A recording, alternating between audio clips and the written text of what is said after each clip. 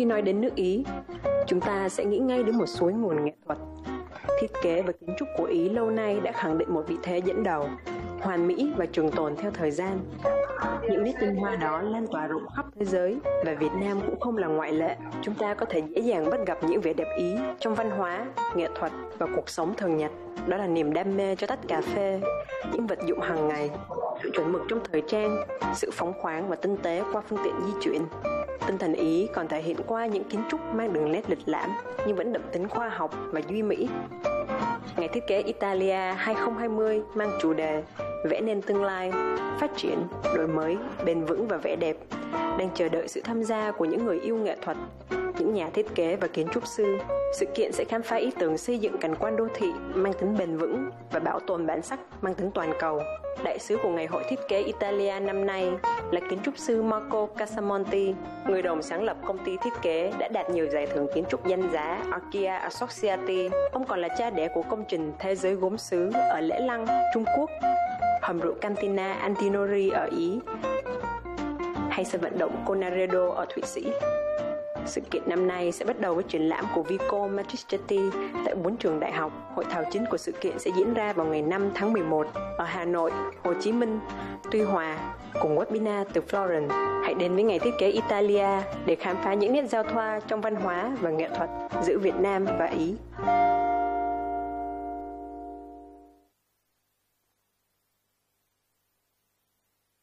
So, ladies and gentlemen, let's start our event.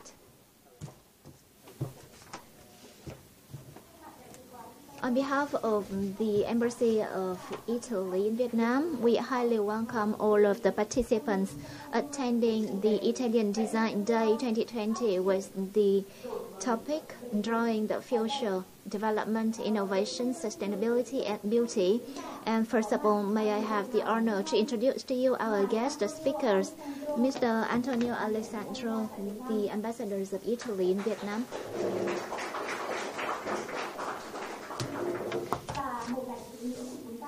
And the Italian Design Ambassador, Architecture Marco Casamonti.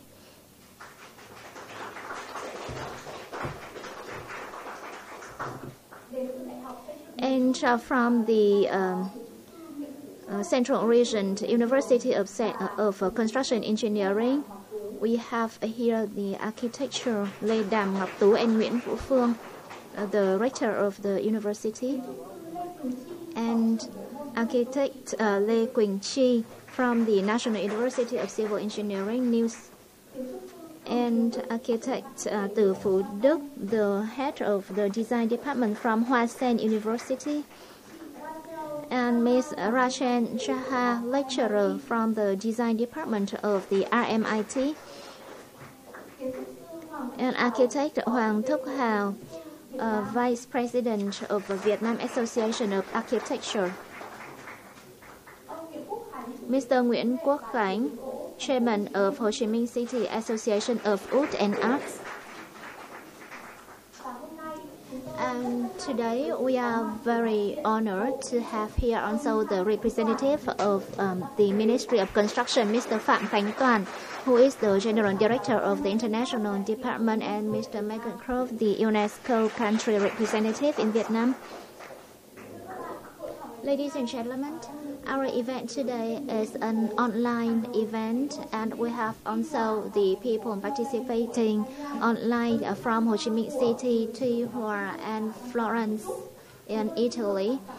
And we would like to thank Muse and Huế University and Da Nang Design University and Duy Tân University, Hoa Sen University, Ho Chi Minh City Architecture University, and Archia Architecture and Văn Lang University, as well as Mr. Panorama, who is sitting at Văn Lang University and who is representing the Italian Commerce Chamber.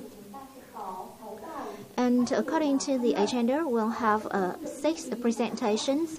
And may I remind all the students at different sites, if you have any question, you may forward your questions to your university representative. so that we can collect your questions for the Q&A session. And now to declare the opening of the event, may I give the floor to Ambassador Alessandro Antonio.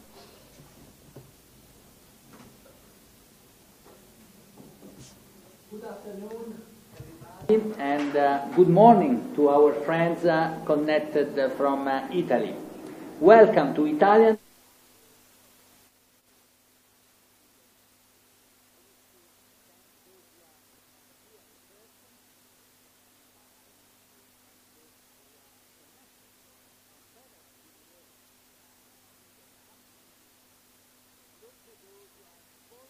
Us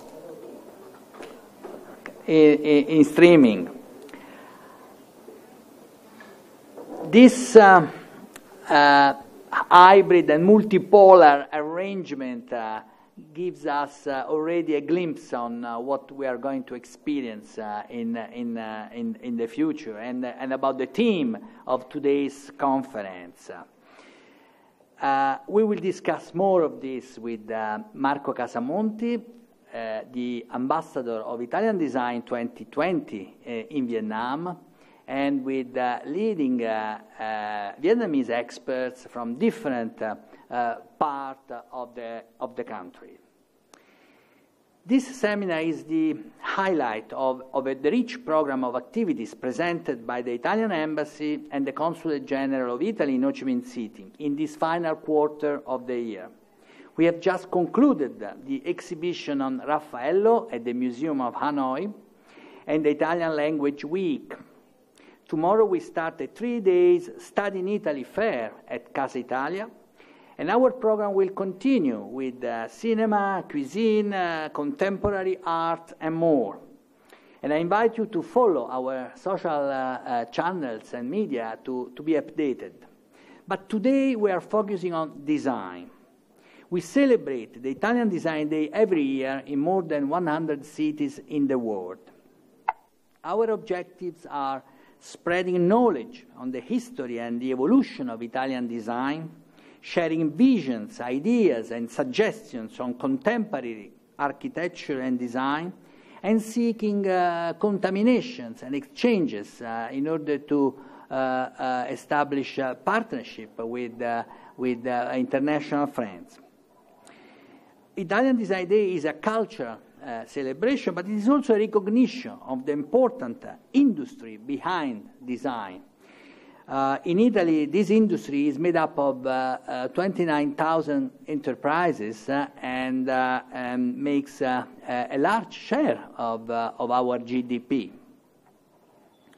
Today's workshop is the main event of Italian Design Day in Vietnam, which also includes the exhibition 1920-2020 Vico Magistretti, supported by the Italian trade agency ICE, to celebrate the centenary from the birth of a great master of Italian design.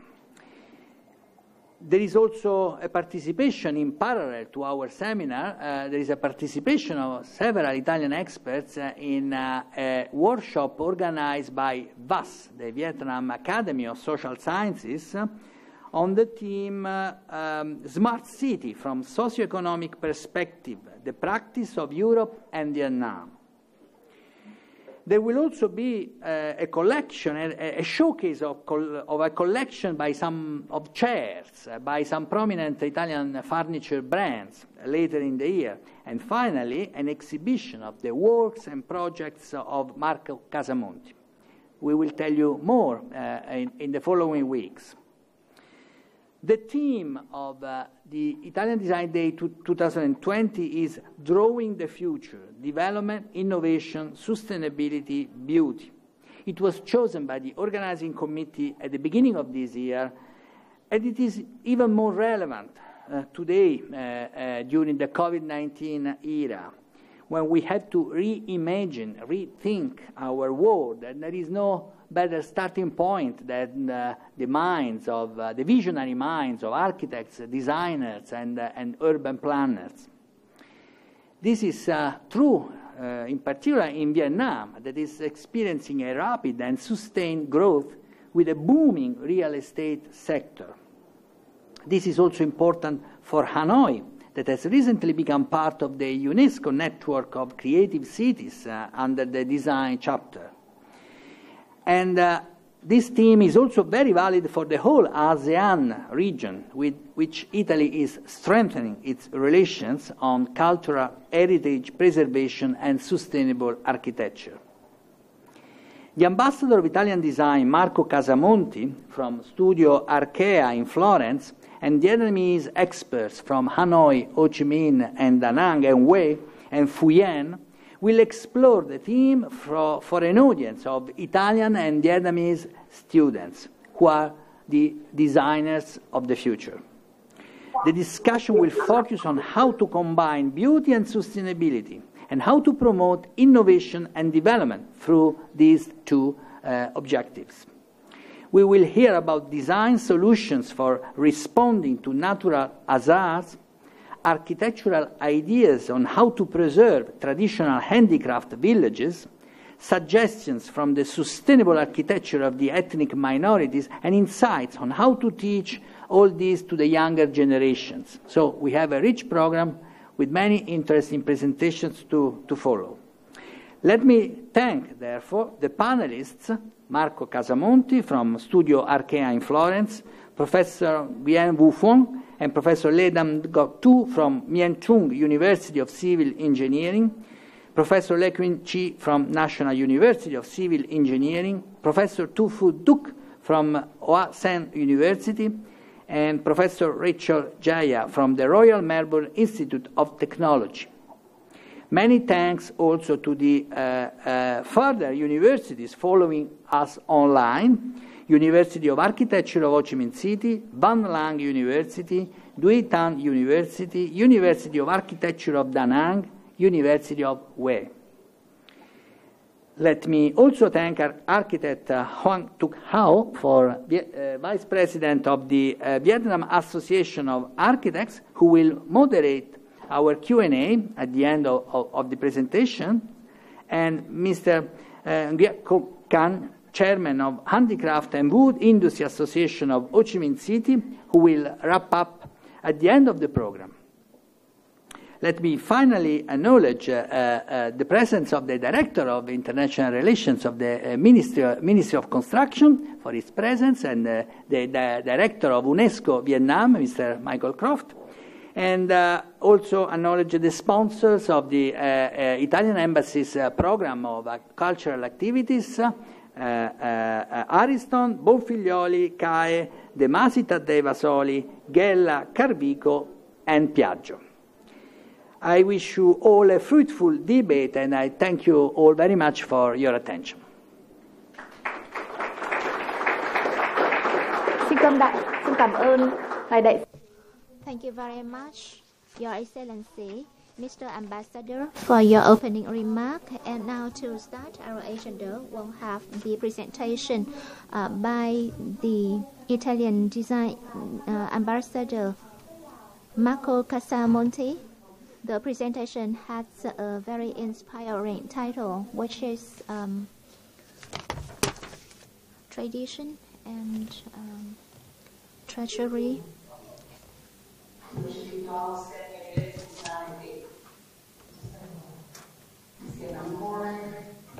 Everybody,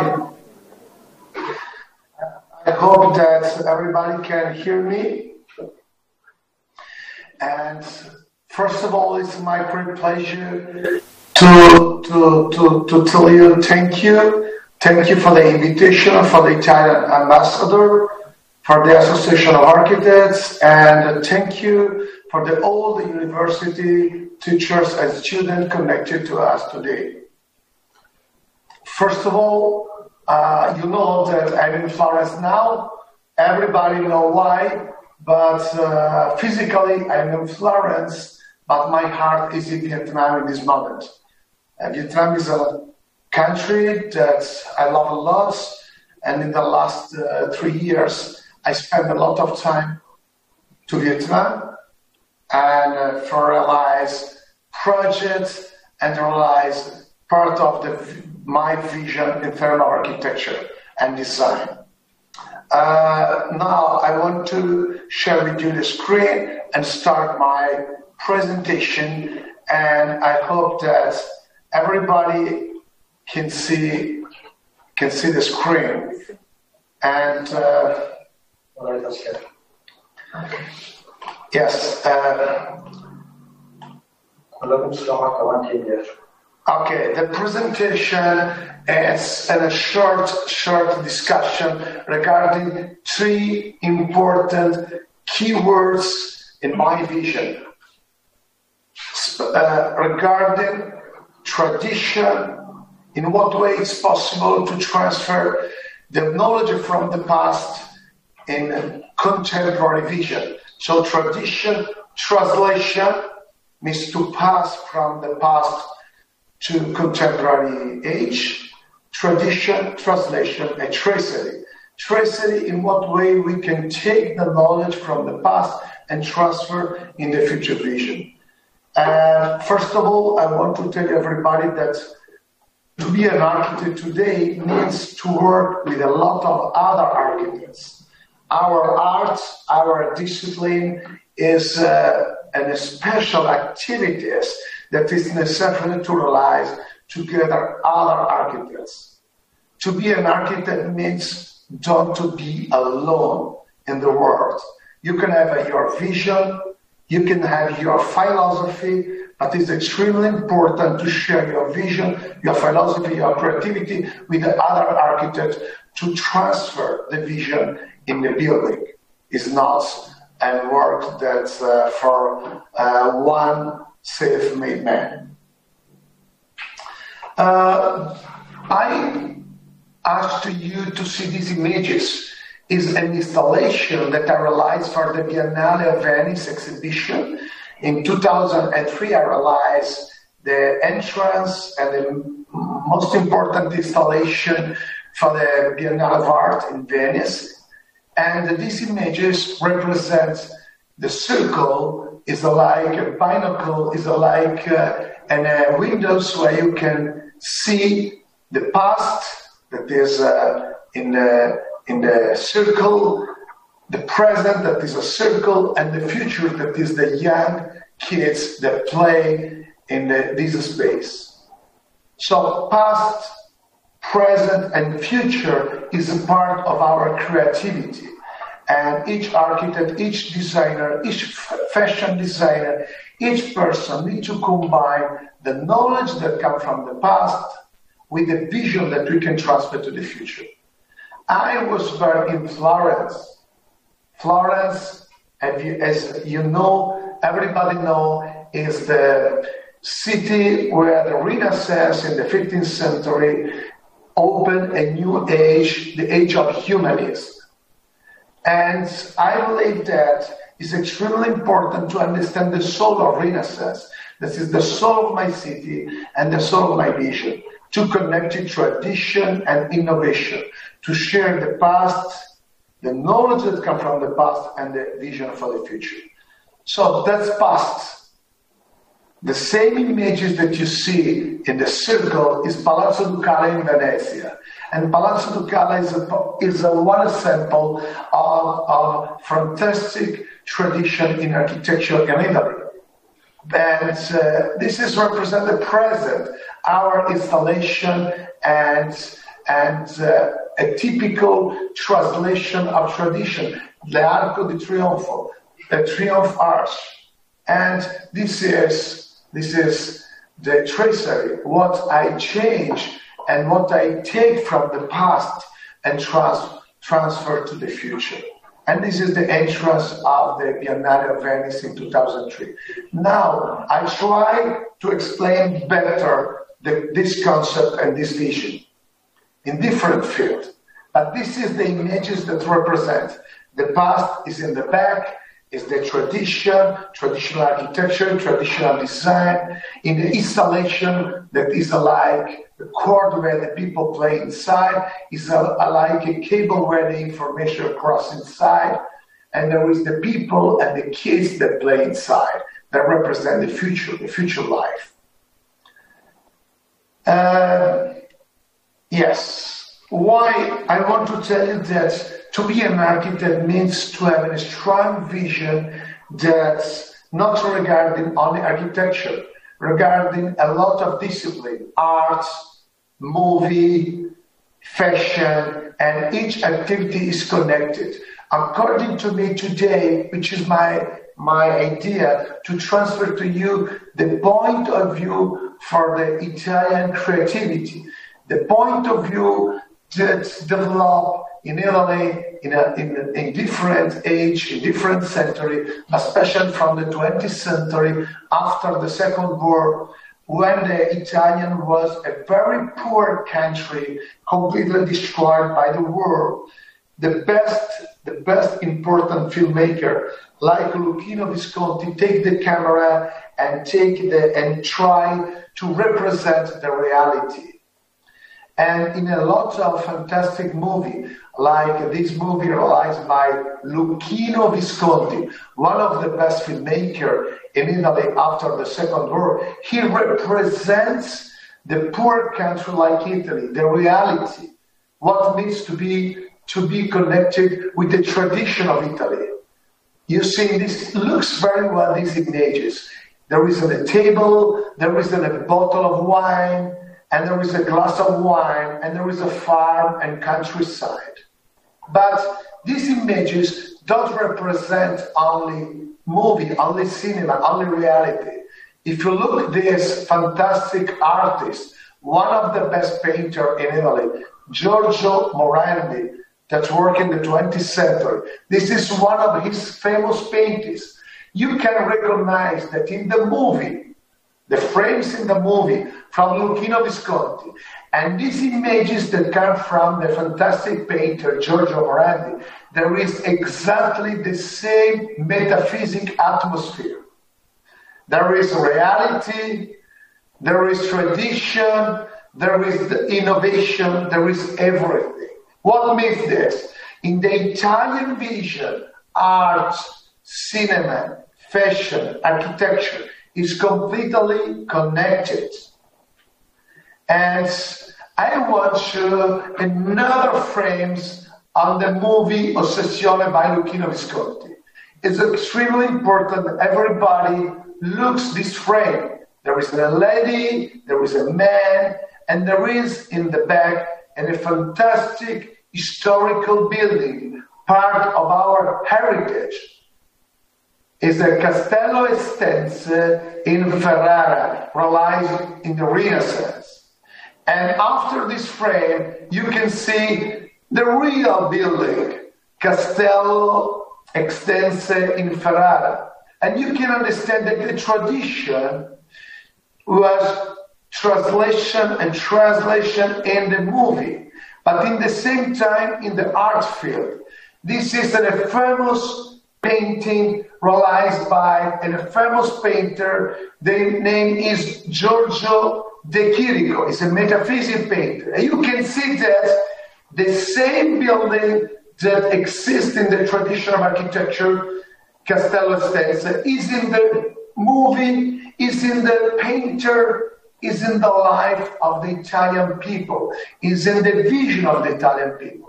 So this is extremely important, to transfer the tradition, to translate and to transfer in the vision of art, in movie, in cinema, and so on and so on and so on.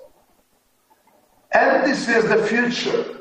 And you can understand that the part of the Castello Estense is in the past architecture of Renaissance, is in the painting of the artist, is in the architecture of the BBPR. BBPR is one of the best office of architecture that realized one of the best important tower in Milano. The name of this building is the Torre Velasca, is a monument of architecture of 20th century. And what means this building? I don't discuss if this building is beautiful or not beautiful. It's important that this building understand exactly the soul, the knowledge of tradition, and transfer the vision from the past in the future, in the present, and after in the future.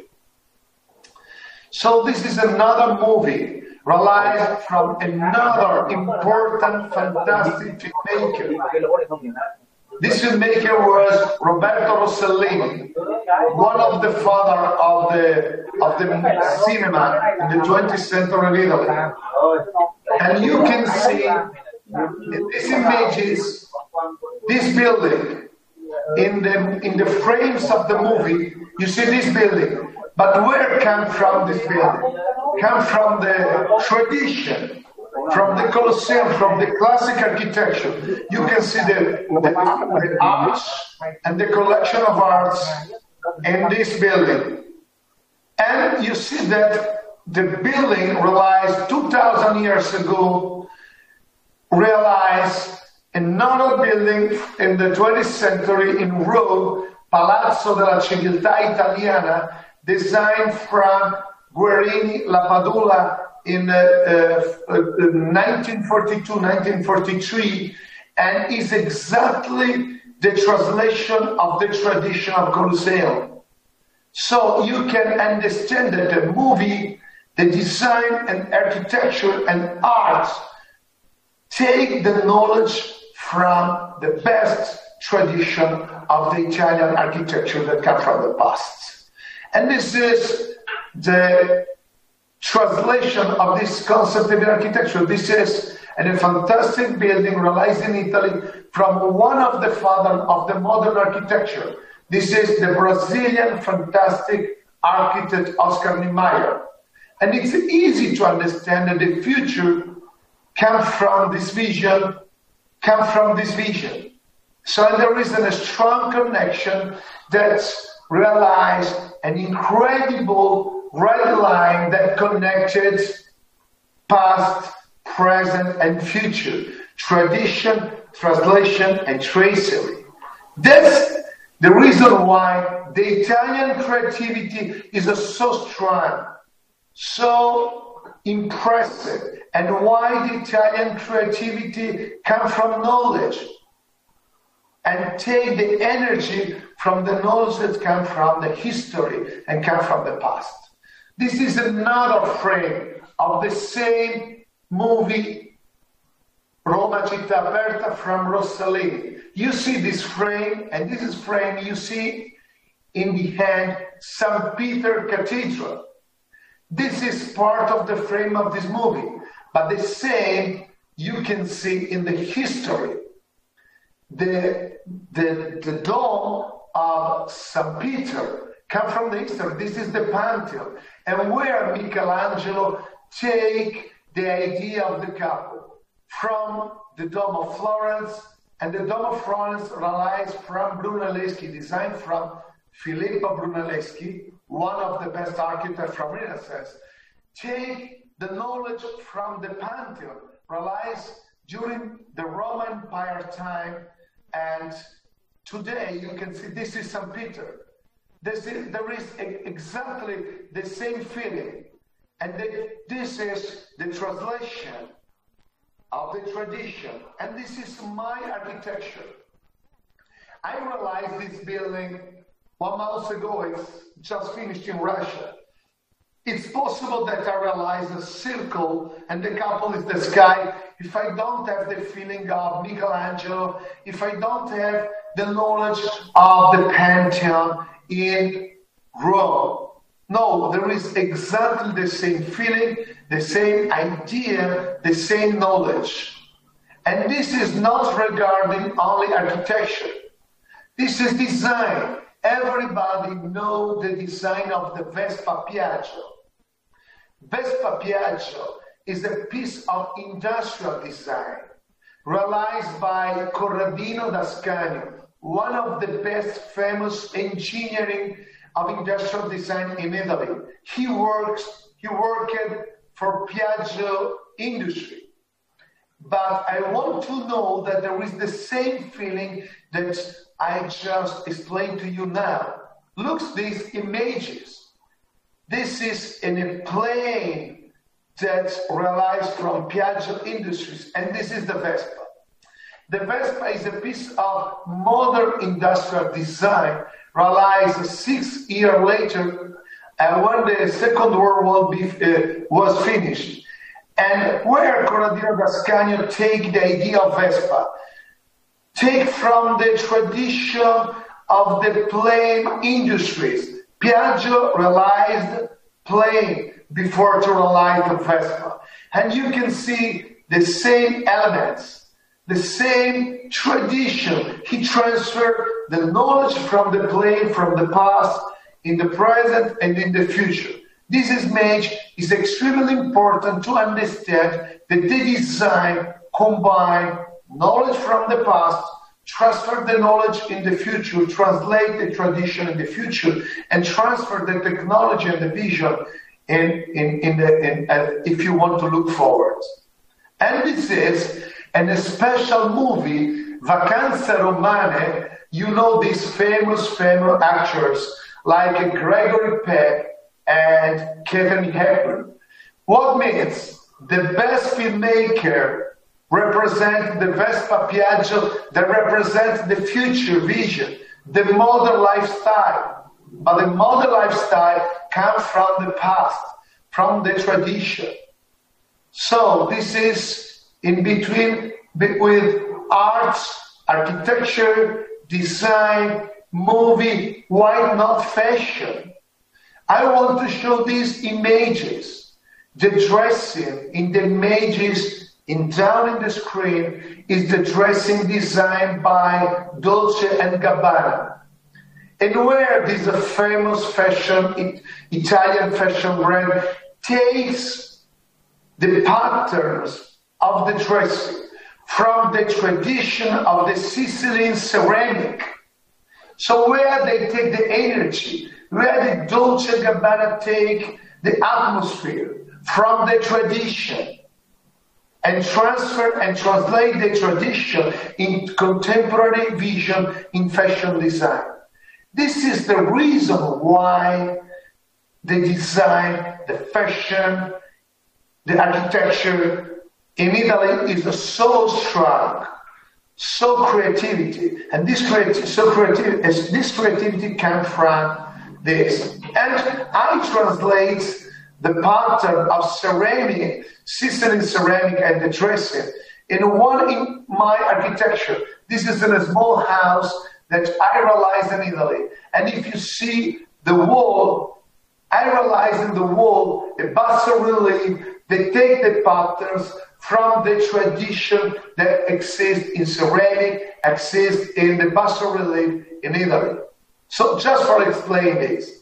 Now, I want to go directly to my architecture and to explain that the tradition just is an element that comes only from art or architecture from the past. You can take the images of the tradition also from the art vision. But art, architecture is a part of knowledge that comes from the past. This is a small library that I realized in Italy less than 10 years ago.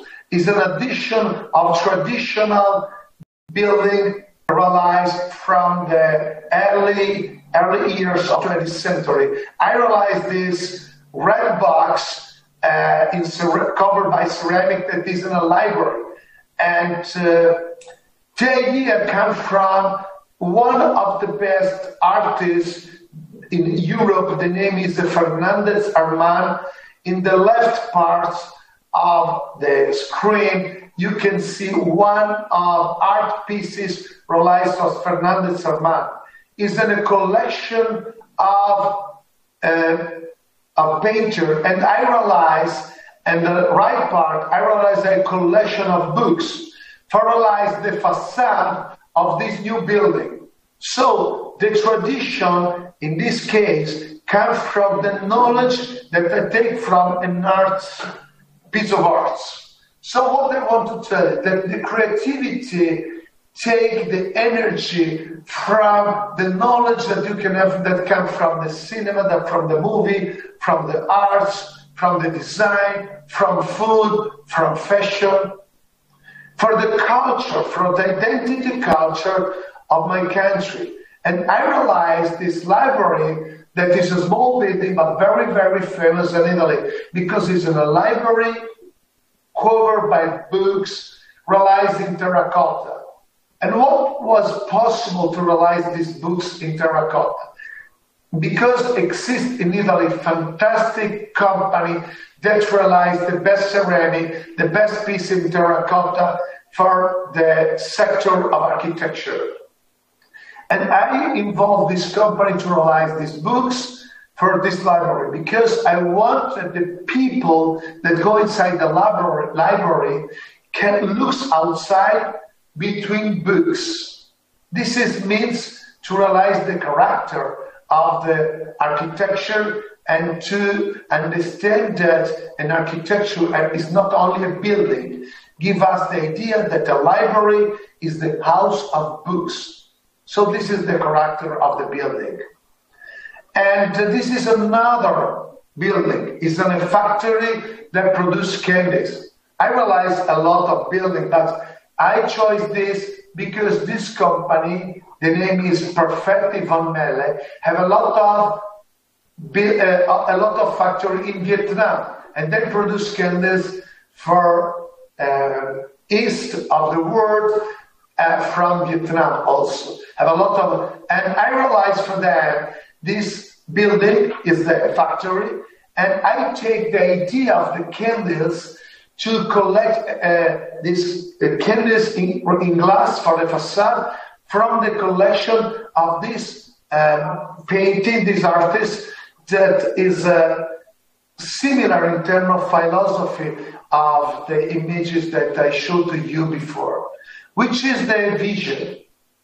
One column is nothing, but 100 columns realize the temple. So to collect elements, column or canvas in that case, means to collect the same elements that transfer in architecture. So one column is nothing, 100 columns realize the temple. One window is nothing, a collection of windows realize a facade of a building.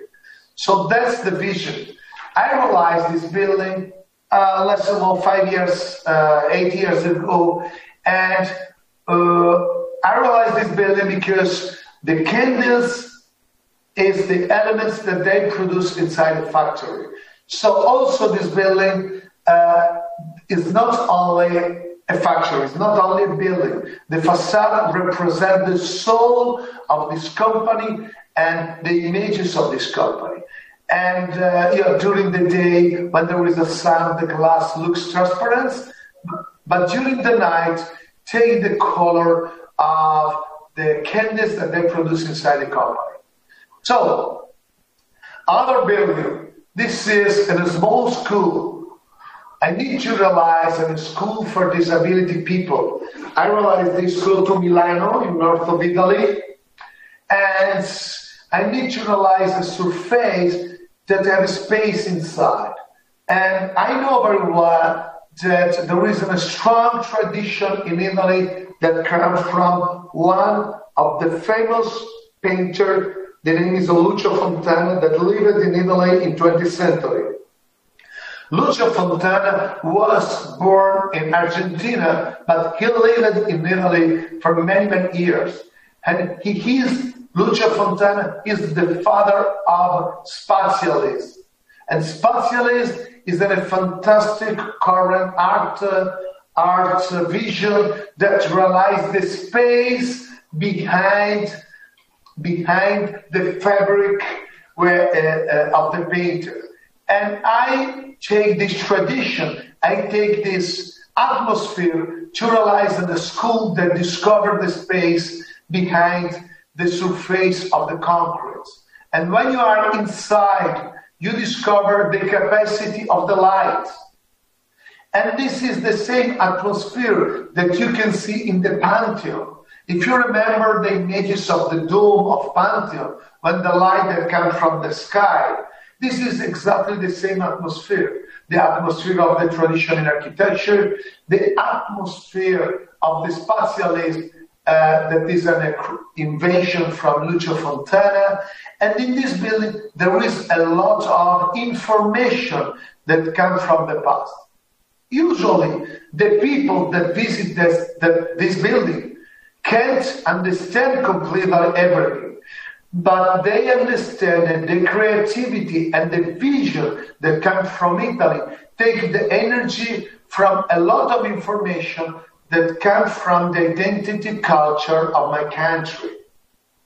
And that building relies on a small school, relies on a small sample that explain to us how much is important to be connected with the arts. Another history, this is a residential luxury apartments that I realized in Lugano. Lugano is in Switzerland, close to Milano, is an Italian part of Switzerland. My client was an Italian client, and he asked me, he's an Italian collector of art, contemporary art, and he asked me, Marco, I wanted a special facade that looks like marble, but it's easy to clean it like glass, but also is represent something of special. And I take my idea from this piece of art. This is a painting very famous, realized by Alberto Burri, one of the father after the Second World of the poor art. The poor art is a fantastic movement that collects the poor piece of fabric, poor piece of steel from the street and transform in painting. They realize the vision that also the poor elements can come part of the art vision. And I take piece of fabric realized in brass, and I include and I close this fabric of brass stretched by the hand artisan and inside the glass. And when you see the facade reflects nature. It's easy to clean because it's glass, but it's like marble because there is a stretched brass fabric inside the glass. So this is part of my creativity, to design my material. So bricks is not a bricks, stone is not only a stone. Like the father of architecture in the past, you can design your material. You can work with your material. You can work with the light. You can work with a vision. And especially, you can work with the landscape and nature. And when you realize an architecture, you need to combine this. The vision of the nature and the landscape, that means to be sustainable. Means also to realize the contemplation of the nature and to realize natural building with a natural material, with a poor material, and to realize the vision that comes from the tradition. This is one. Another building, very famous, is Antinori Winery, is in countryside in the middle of the one of delicious and delicate countryside in Italy. Is in the middle of Tuscany, the central region of Italy, where the family Antinori produce one of the best wine in the world. And this is a factory. And this factory is a 60,000 square meter. And I realized this building completely underground. And I covered completely with this building with the grapes and vineyards and land. And it's completely integrated in the nature. This means to be sustainable. Sustainability means also to realize a building like this. They don't need a lot of energy because the earth protects the roof, and there is no reason to spend money for air conditioning, heating, and cooling, and to spend a lot of money for energy because the earth, in natural way, protects the building. So this building is sustainable, this building is connected to the nature, and this building takes energy again from the arts This is a very famous painting realized by Lucio Fontana, the father of Spatialist that I mentioned before. And when I have the commission to realize this building, immediately I think to cut the hill and to put everything inside, in the same way of the tradition of the Spatialism of Lucio Fontana. So it's impossible for me to have the vision of the winery if I don't have the knowledge of the art of the 20th century in Italy.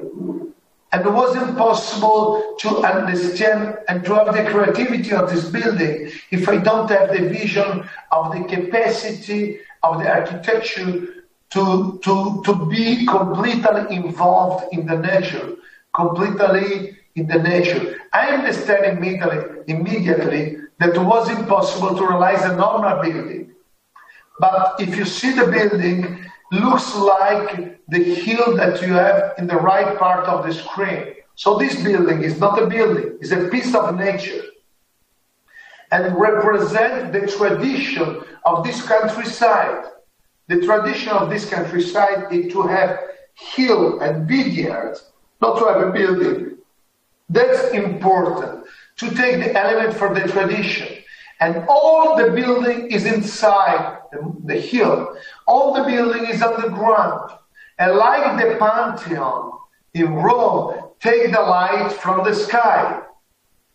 And when you are down, when you can go underground by car, you can take these stairs and go in the vineyard that are on top of the building. So, and there is everything in these images. There is the Divina Commedia from Dante Alighieri. It's very difficult for me to explain this because in Vietnam, I don't know if you know the Divina Commedia and Dante Alighieri writers, but there is the images of they connected to paradise, connected to heaven, to the paradise. But I take the images from these stairs from the tradition of architecture. This is Vatican stairs. In the museum of Vatican Museum, there is this fantastic, incredible spiral stairs. If I don't have this knowledge, it was impossible for me to transfer in the present the tradition of Italian architecture. So creativity is not an empty idea, is not the white papers. Creativity comes from the knowledge, comes from the past. And for me, it was impossible to realize my stairs if I don't have the experience of these stairs. And the same, if I don't have experience of the Pantheon, I don't realize the circle in the roof for to have the experience that the light go inside the roof. And the same inside the building. And so it was impossible for me to design these underground maturation rooms. Is the winery, is the heart of the winery. And if you see in the hand the wall, where I take the idea of this ceramic frame from the tradition of the farm, from the past.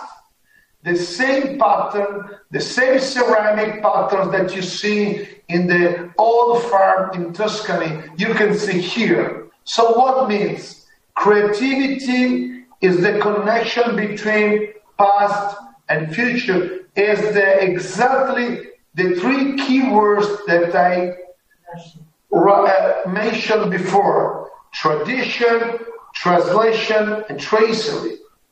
So to transfer the tradition in the present. This is the reason why this space is in terracotta, because the old winery in Tuscany was realized the vault in bricks. Have realized the vault in terracotta. This is the reason why I used this material. So this vision is in the same time absolutely traditional, absolutely contemporary. So this is absolutely a Renaissance vision. And the Renaissance vision was to connect tradition and innovation, to transfer the past and the future. So that's the vision.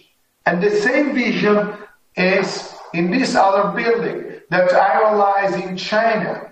This is the ceramic museum that I designed and realized in Liling. I want to show you that for the ceramic museum, I collect a lot of pieces of ceramic. And I realized in this way the maquette of the project. And exactly in this maquette, there is my experience of one of the best cities in the world, that is Venice. Which is the soul of Venice? Is the density, is to realize building by building, very close to one by one, and there is a small street. The name of this small street is Calle. Calle is a small street where each building is completely attached to the other building. And I realized this collection of ceramic that come from the traditional. It's easy also also in Vietnam there is the tradition to painting fantastic basic ceramic. So when I saw these images, immediately I had the idea in what way I can realize this small city of ceramic. This is a ceramic art museum. And this is the images of the building that you realize. And in this building, there is the tradition of ceramic. There is the traditional density from a city like Venice. There is the knowledge of the past transferred in the contemporary age that look forward, look the future. And when I realize this, immediately I feel that there is not any difference from these two buildings attached one by one and the building that exists in Venice. When you work in Venice and you can see that you don't see the sky because the roof covered your head. So that's what that means to be understand what means Italian creativity. So, and in the end, last but not least, one project for Vietnam. This is fortunately under construction, and my client is a secret client, is my fantastic friends, and there is connected to us my big friends, is a fantastic architect Alam that share with me the passion for tradition and the passion for the philosophy to connect it, tradition and innovation. And when my client asked me to realize a bridge in this bay, immediately I have an idea. To take the knowledge from the past. And so I think that you know exactly this legend, this history. Nungru Lang Chu knew, I think everybody knew this history. And this history is the one man that met a fantastic human, and they have a love history. So, and I transfer the idea of this legend in my bridge. And this bridge is a bridge that not connects the two parts. But there is a Mr. Bridge and Mrs. Bridge. There is one man and one woman that arrive very, very close together and share love. That's the bridge. One man arrived one side and one woman arrived in the other side, and they have a point where they can share love. So that's the idea. Where I can take this idea. This is the Sistina Chapel. Sistina Chapel was designed by Michelangelo, and was incredible for me to understand that the legend from Vietnam, one man and one woman share love, And this is also an incredible fresco where Michelangelo designed and represents the transfer of love. And I realized this is exactly the same. There is no difference with this painting, with these legends, and these images. So the creativity means to share this incredible experience. And this is the bridge where one man and one woman arrive very close to each other, and they can kiss each other. They can share love. They can share experience. They can share the experience of the culture of the world. And Vietnam history that is clear and history of Italy are completely connected. This is what I want to tell you in the end.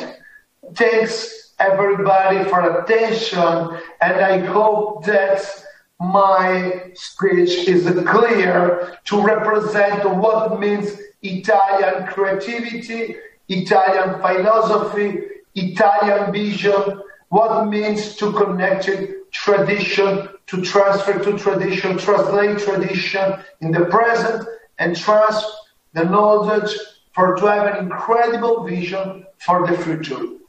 Thanks a lot.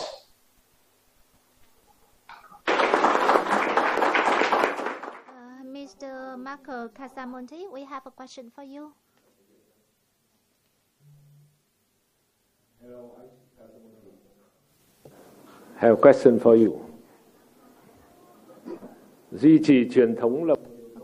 The question is, it's good to maintain the tradition, but it seems that the young generations now do not really respect the old traditions. What would be your advice, especially for the young students from the schools of arts or design and architecture, so that they can respect the old traditions?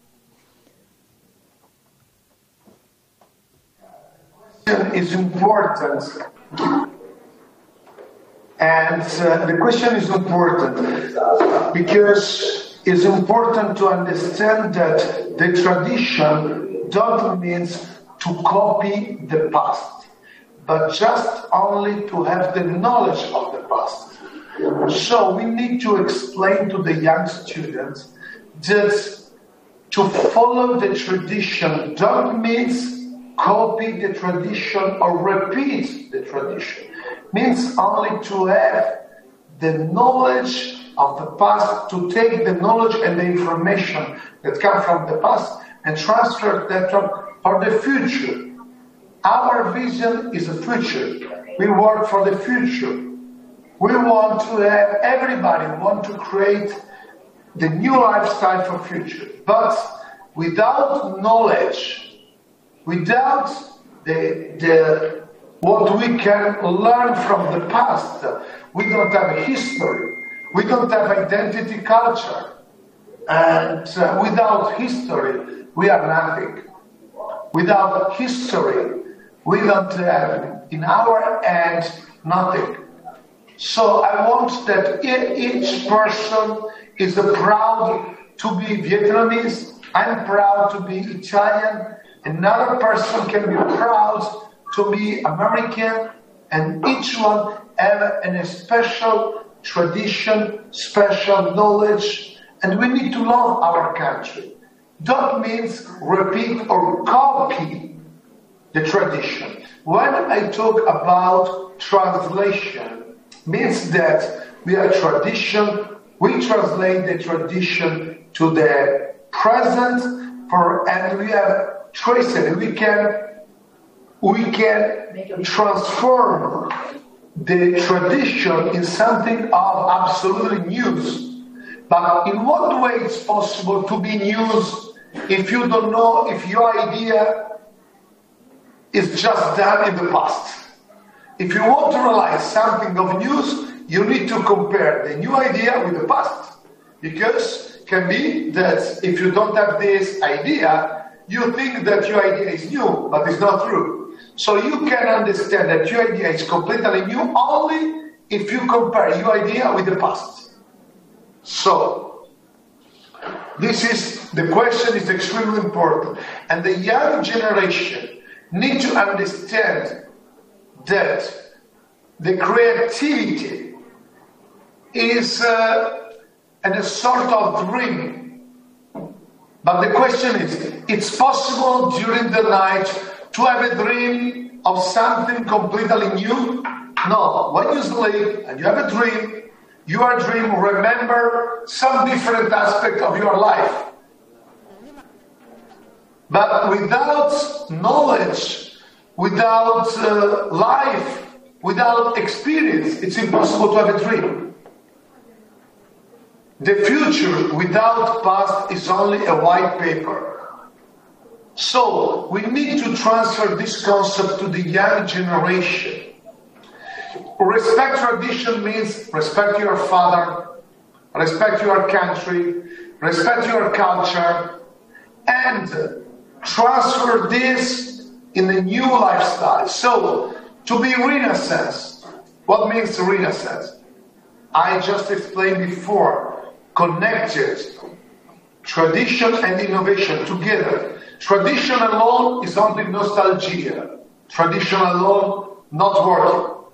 But also, the future for future don't have any vision, because the vision comes from the experience. Respect your country. So this is absolutely important to understand for the young generation. Don't forget culture. Don't forget your identity culture. Don't forget where are you from. This is extremely important.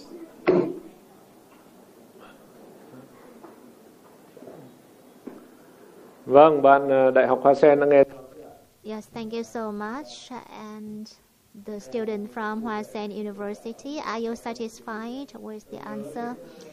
And I remember a very famous architect from Japan, Kenzo Tang. He said that we can break the tradition, of course, break in the bracket, to break the tradition and to rearrange the pieces of tradition and to make it more conform to our modern life. So that's also the message from Mr. Marco Casamonti. And now many questions from RMIT students, also from Mr. Marco Casamonti.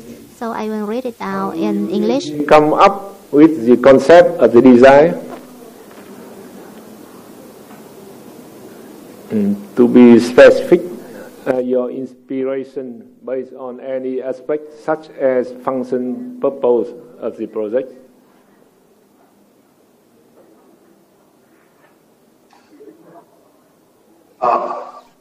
We cannot.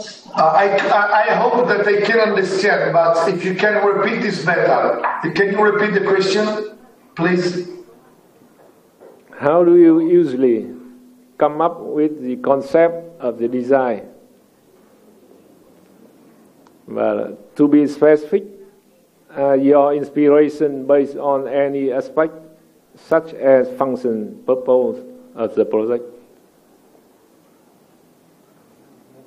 Okay, I try to answer, and you tell me later if I answer it in good way. But in any case, the inspiration is what means inspiration. What means to be creative, to have creativity? Means that we need to tell to the other people our philosophy, our vision, to share our vision. So it can be that we take the inspiration from art, we take inspiration from movie, we take inspiration from the past of architecture, but in any case, we need to transfer the translation of our experience. Each project is an answer to a specific argument and issue. So, each time, first of all, when I realize one architecture, immediately I walk on site. I try to understand the wind, I try to understand where there is the sun. I try to understand where is north-south. And I try to understand the atmosphere. After that, all the inspiration came from my experience, my culture, and the experience on site. And each project is an answer, is a history. For me, there is no difference between a writer or an architect or a filmmaker. Each artist writes a history. My way of writing is to do drawing. For a musician, is to realize music. For an artist, to painting. But in the end, the creativity, the vision is an intellectual activity. So it's don't have any relationship in what way you explain explain your idea.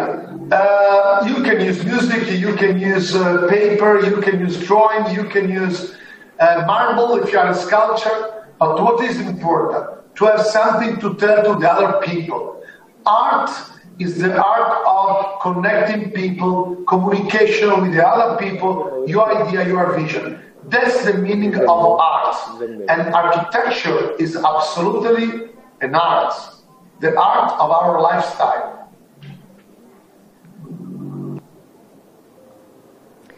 Xin cảm ơn kiến trúc sư Casamonti. Thank you very much, Mr. Marco. Very good feedback. That is, the artist can make the history. We'd like to thank architecture Marco Casamonti. We have understood why architect Marco Casamonti have been selected as ambassador of Italian Design 2020. We can see a presentation with full of ideas and a lot of integration. And after this, I think that those who have opportunities to visit Italy should visit not only the UNESCO recognized relics, but also different sites and objects, both physical and non-physical. And now we will move to the next meaningful presentation from architect Nguyễn Vũ Phương, rector of MUCE, and architect Lê Đàm Ngọc Tú, with the presentation on coping with the natural calamities, particularly in the central region in Vietnam. Ambassador Antonio Alessandro, my colleagues Hoàng Thu Hào and Phạm Thanh Toàn in Hanoi Post. And good afternoon, everybody. Follow the online seminar. Good morning, my colleagues from Italy, architect Marco Casamonti. First of all, on behalf of my university, I very thank Embassy of Italy in Vietnam and Ambassador Antonio Alessandro about our cooperation for more than 1 year and support us for very successful Italian exhibition in Tihua. And today I would like to introduce to you about my topic, design for responding to the natural hazards and climate change in Western City, the Midland region of Vietnam. And outline, we have introduction a little bit about my university, problem identification, and some study in the last 3-4 years on sustainability and climate change adaptation. And at the end, we would like to thank for all the participants and call for cooperation between the Nguyễn Trung University and the other international and international relationship. Okay, a little bit about myself. I graduated architecture from University of Architecture Civil Engineering, Sofia, Bulgaria in 1994. And took master degree 2 years in Polytechnic. And from 1995 to 2018, I worked for Hanoi Architecture University, and 7 years at the position of Dean of Faculty of Architecture. And from 2018, I removed to Min Chung University with the position of rector. And the other, my colleagues, let them to introduce to you. Okay, now we go to the topic. A little bit about my university. We are main campus in Piva, Phú Yên province. It is in the south region in the Vietnam. It's far from 120 kilometers from Nha Trang city in the north. Nha Trang is one of the best destination of tourism in Vietnam. And we have also, we have the second campus in the same city, and the third campus from 2007 enjoy it up in Da Nang city. It's bigger. Yes. Okay. Next. Okay. My university established in 1976, and next year, 2021, we establish. We have a ceremony for 45 years of establishment.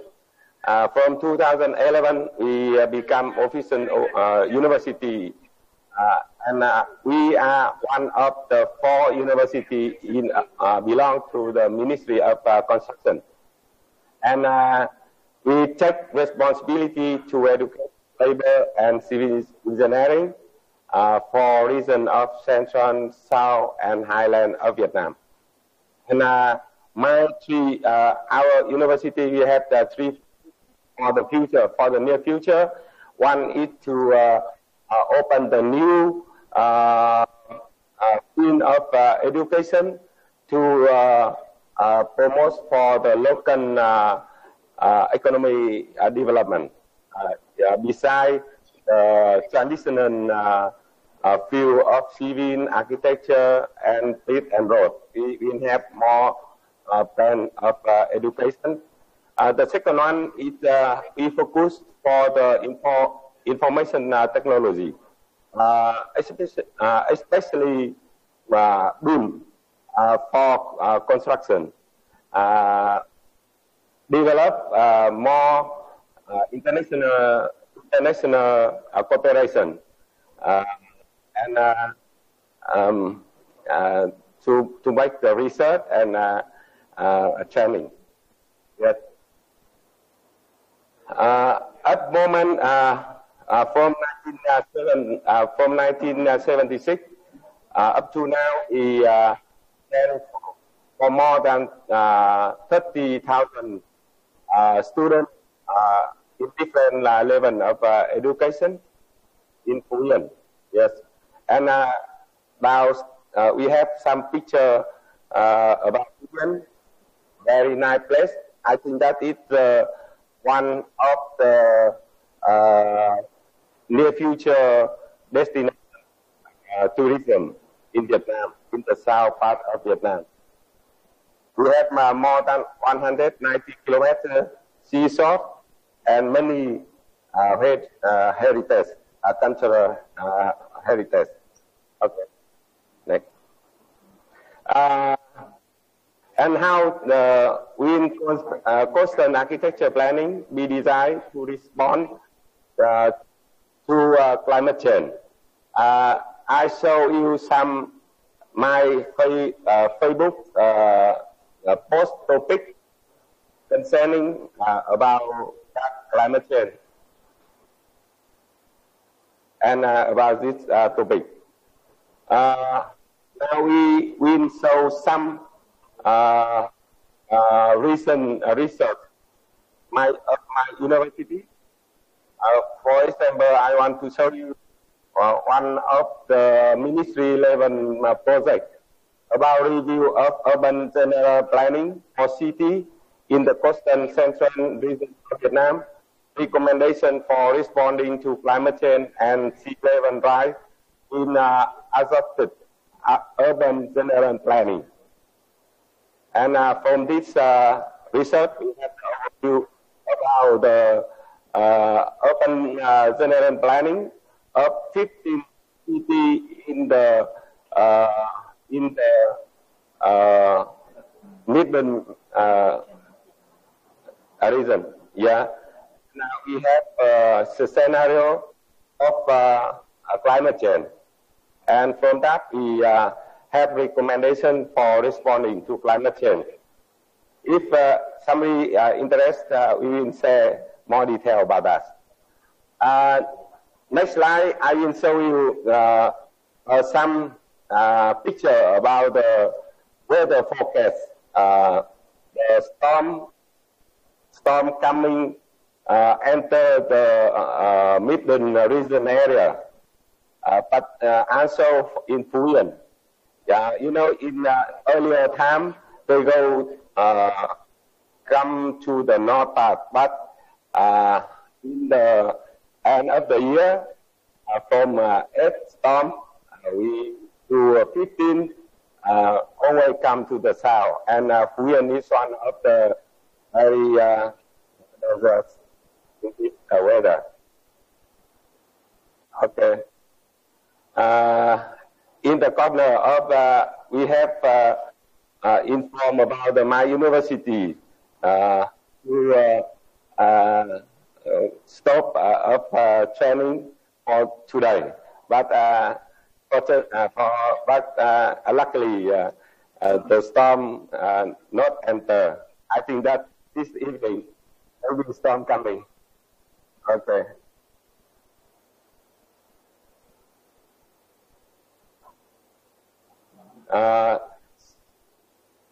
Yeah.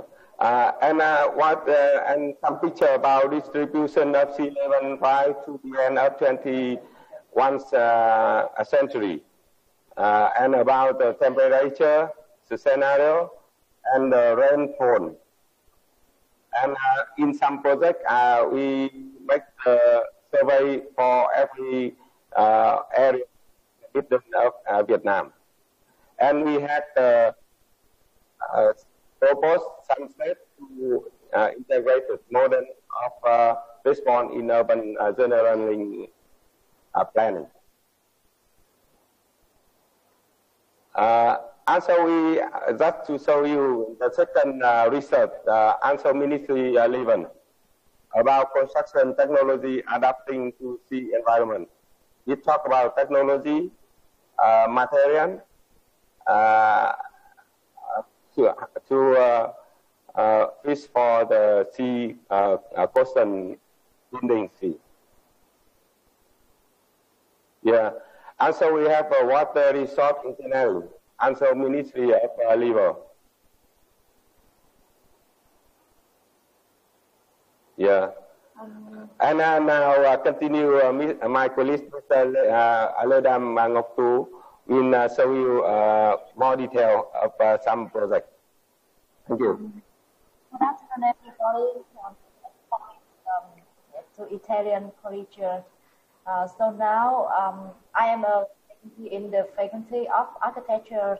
I graduated from Ho Chi Minh City University in 2003, and also got a Master of Architecture in 2008, and got from University at Buffalo, New York, in 2009.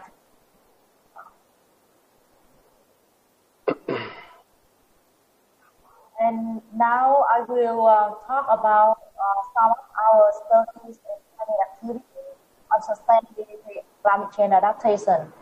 Because like our university is an area that is frequently attacked by coastal hazard and climate change.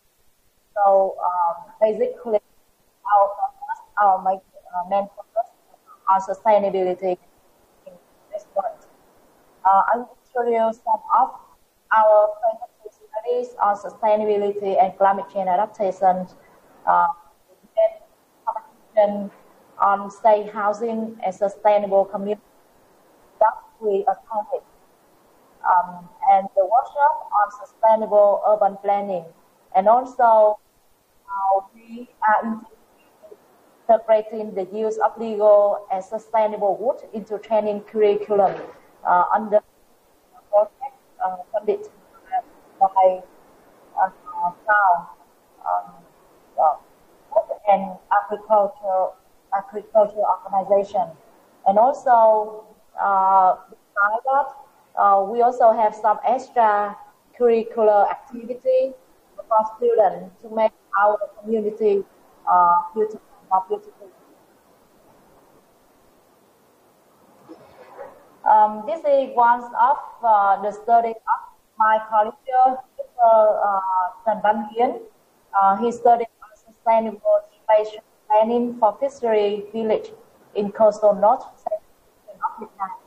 In this study, he proposed some spatial planning adapt to current marine economic development, and also the approaching structure and space of fishery village along bay, lagoon, and estuary to prevent disaster and also talent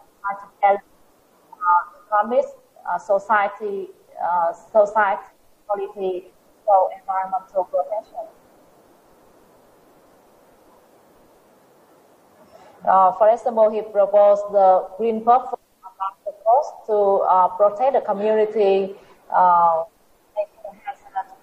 also move backward the life of people and also economic activity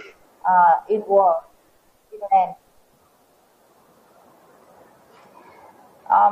And another study is my recent study on climate, on adaptation to climate extreme and levelized in society of the developing country, where I making a survey on 27 also small and middle city in developing countries, and we discover that to be able to combat climate change and climate extreme, we wish the city a combination of multiple measures, which the prominent combination will be the including structural and technical measure and ecosystem-based measure, and also some other research options. Accommodation and protection is not enough, like land use control and regulation and relocation. For example, you can see buildings with like a sea embankment along the beach. The beach is recovered, rehabilitation. This is the beach. It's going inland only 30 meters on March of and now after the embankment is rehabilitation. And also another project, some other projects we province to apply the component of climate change to protect the estuary areas by the dike, and also relocate the hazard-prone communities and establish a coastal park and pedestrian path to protect the soil. Additional, we also integrate sustainability and climate change into educational and training curriculum. And we train and encourage our students to attend the competition on safe housing and sustainable community programs organized by the Ministry of Agriculture and Rural Development and Ministry of Construction. And we won the first and second prize of the student group, and also the consolidated prize of the professional group.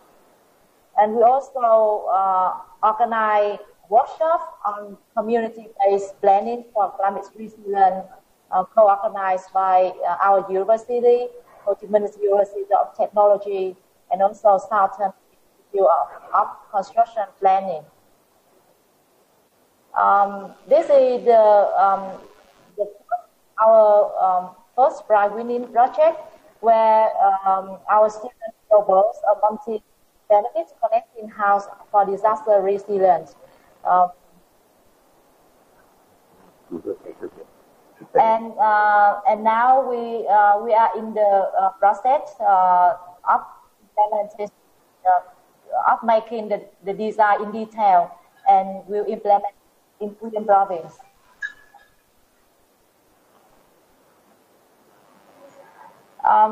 Another activity in education is the workshop and planning studio, planning for climate resilience. We ask students to do the survey and also plan a better plan, a sustainable plan for community in 3 locations: the Historic community in Ward 6, Ngọc Lãng village in Khun Ngọc Môn, and Rơ village in Phu Nông Hua.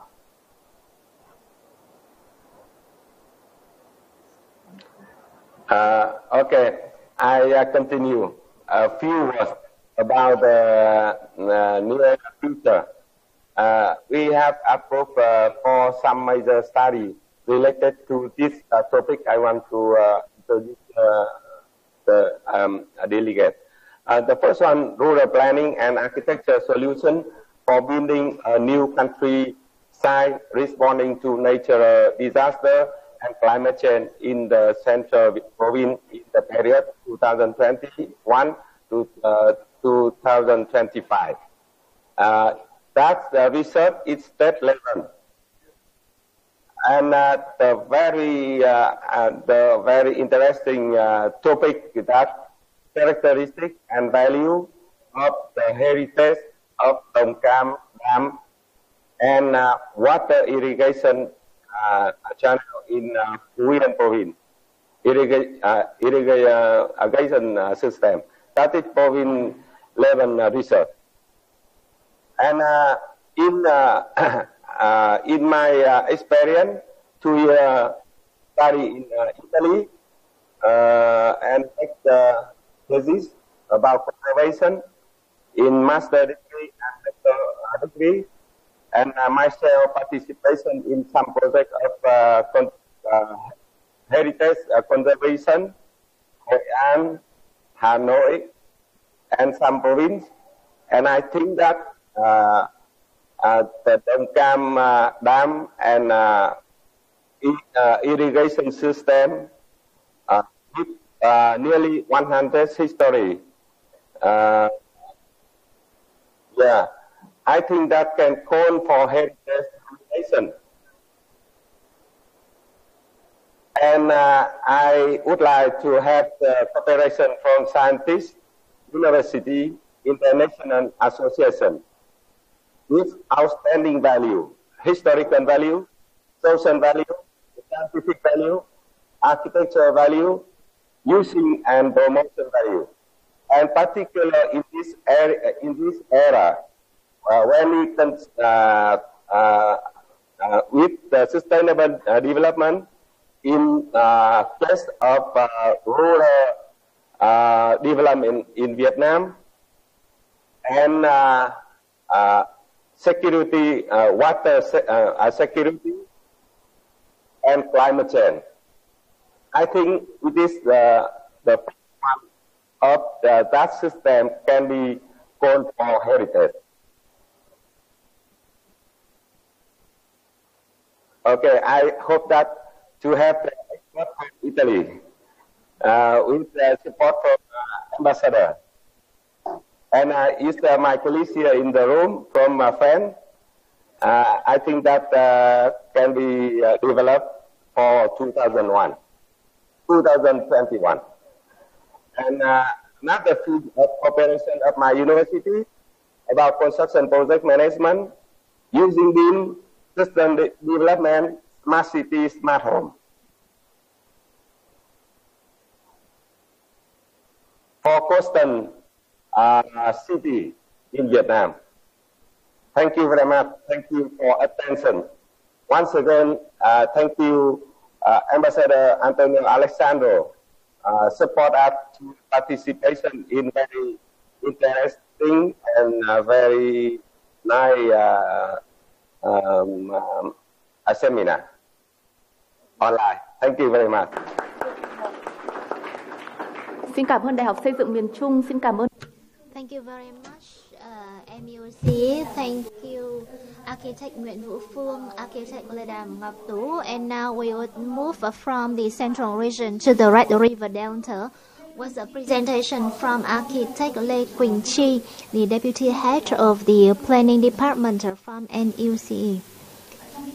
And while we are waiting for Architect Lê Quỳnh Chi presentation to be shown on the screen, I would like to add a point that climate change and adaptation to natural disasters is among the topics, the focuses in the agenda of the Italian Embassy.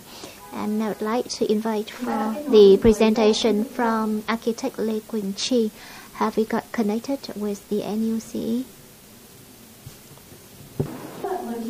Yeah, we can hear you well. You can start your presentation now. Thank you very much, Ms. Han. Your Excellency, Ambassador Antonio Alessandro, and dear colleagues and dear friends, dear the other guest speakers, I'm very glad to be on behalf of our University of Civil Engineering to have a presentation in the Italian Design Day 2020 with the topic Drawing the Future Development, Innovation, Sustainability and Beauty. And my presentation is about the creativity development for traditional villages in the Red River Delta of Vietnam.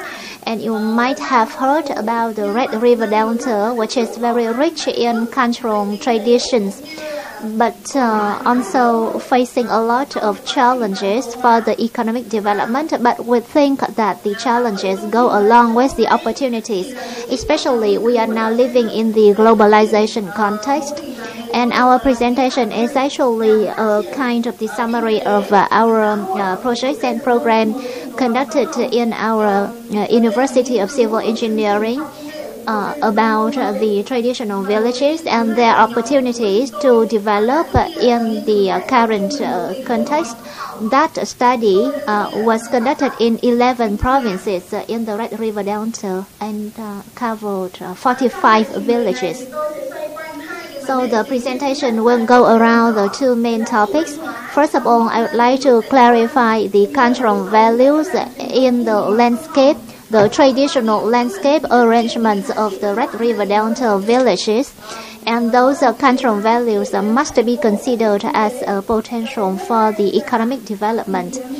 And the second topic of my presentation will be on how the traditional villages in the Red River Delta can use the opportunities now in order to further grow and develop. So I will be talking in particular about Phu Cự village in Hanoi and Phu Lãng, a ceramic village in Bắc Ninh province, with some suggestions and ideas for them to use their traditional and cultural values in order to develop their economy. So first of all, let me talk about the cultural values and the traditional landscape arrangements of those villages. And I would like to quote what His Excellency Mr. Ambassador Antonio Alessandro already said in the press conference on Monday. That is, there's a want behind everything. So of course, we see that behind the wall of every village, you will see many things here, including many cultural values and many traditions. So I will also try to show you the connections between the landscape and the cultural values, and also maybe some kind of interactions with the Western culture. So first of all, you can see here the two spatial layers. First of all, that is the spatial layer of the spatial layers of the whole Red River Delta, and then the spatial layers of the so-called the sub-cultural regions. So for the whole Red River Delta, we have the rice cultivation tradition. And maybe because of that practice, we have quite a tight structure in the landscape and in the construction structures in our Red River Delta villages. It's quite different from the villages in the Western world. And it's also different from the villages in the central region or in the south of Vietnam. So in the north, I mean in the Red River Delta area, because the people have to support each other in order to do the farming and rice cultivation. So the sense of community is very strong here in the Red River Delta area. They would have a lot of people doing the farming works, and that's why they would need the collective strength. So it's quite different from what is very highly appreciated in the Western world, which is the individual value. In the Red River Delta, however, the collective value is much more respected. And even in the public spaces in the village, for example, the pond, the temple, the pagoda, they are also constructed in the way that many people can gather there at the same time. And in the traditional house of every family here in the Red River Delta, you can see the altar where they worship their ancestors. And also in, let's say, the wedding ceremonies, it's a kind of the procedure to connect the two families or the bigger families, the whole tribes, if we can use that word. And it's not only the connection of the two individuals. And also for the rice cultivation, the farmers will have to settle in one location, and they cannot move around a lot. So it's very different from the Western people who would love traveling and who would love moving from one to another place, even for livelihood. But for the farmers here in the Red River Delta of Vietnam, they would usually to stay in one place for the whole life. And that's why they are very much attached to their land and to their farmland. And usually in one family, they would have the model of constructing the house next to the garden, and then next to the fish pond, and next to the animal barn or animal shed. And in one village, they would have a head or a leader who would connect all the families and maintain the good relationship. And then we've been impacted to some extent by the Chinese culture. However, our traditional value and culture in Vietnam still very much respecting the role of women. You can see it through the mother goddess religion in Vietnam.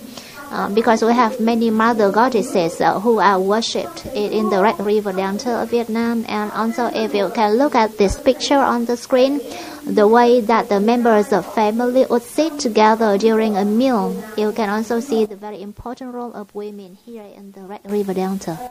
And that's the long tradition. And another cultural feature here, that is the harmony with the nature. It's different from the way the Western people want to conquer the nature. But in the Red River Delta of Vietnam, people want to live in harmony with the nature. So they would choose the location where there are many water streams in order to settle and then to do farming. And they of course would want to live on the quite high mountains, on the hills, on the higher elevated land slot. And so if you can make a comparison with Nha Sa, a village in Hà Nam, which is in the lowland, then in Hanoi, and they usually the houses would be constructed on a higher elevated land areas, but not on the lowland. And then the people in the Red River Delta areas of Vietnam are very flexible, and they can adapt very quickly and easily to any changes from the environment or from the outside world. And you can see those two characteristics are from the layout of the Nôm village in Hưng Yên province. So this is the water surface in the center of the village, and all of the temples and also the religious houses of the families are located around that water surface.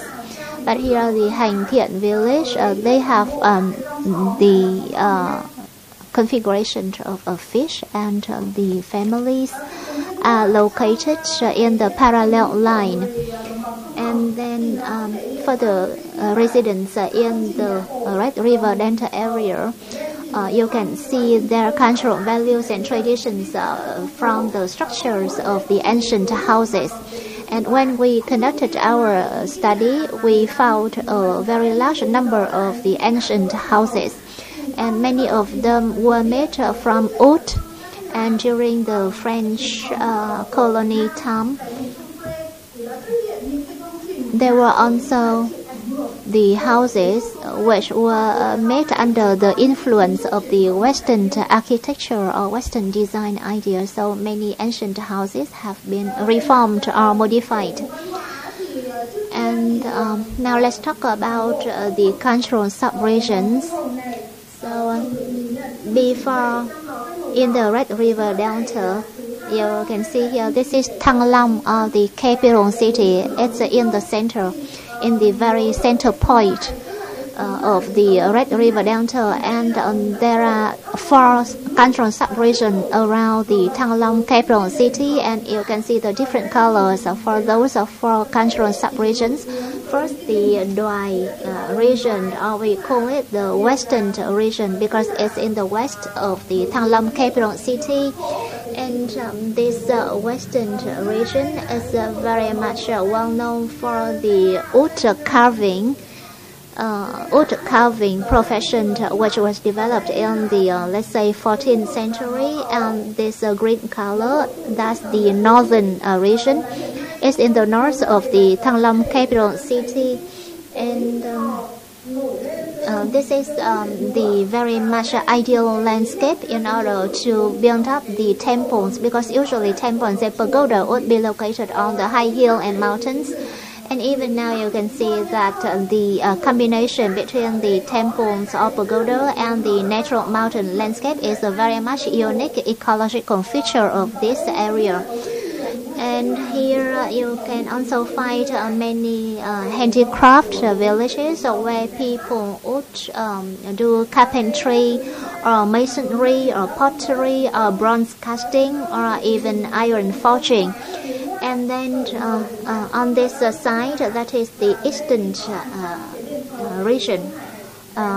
Before it was called Hải Đông, but now it's the Hải Dương province and Hải Phòng city, the port city.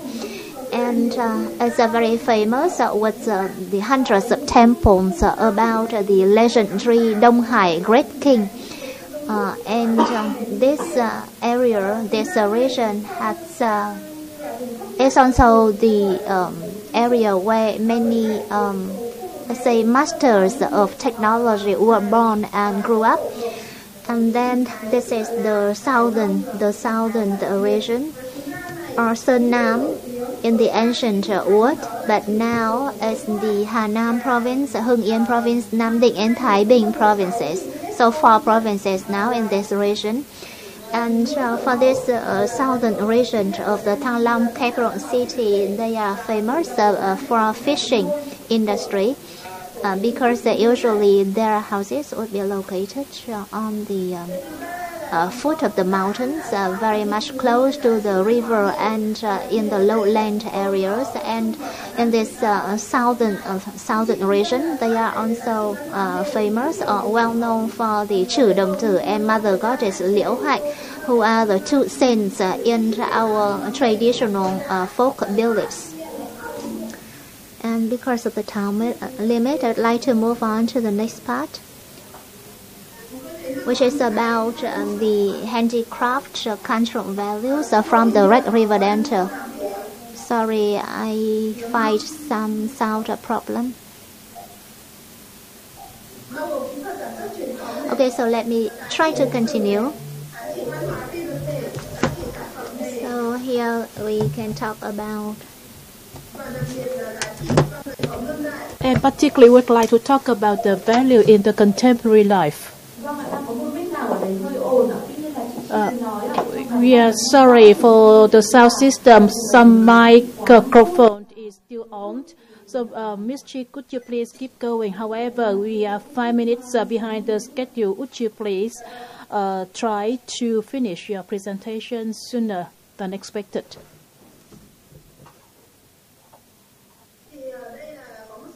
And here you can see some images.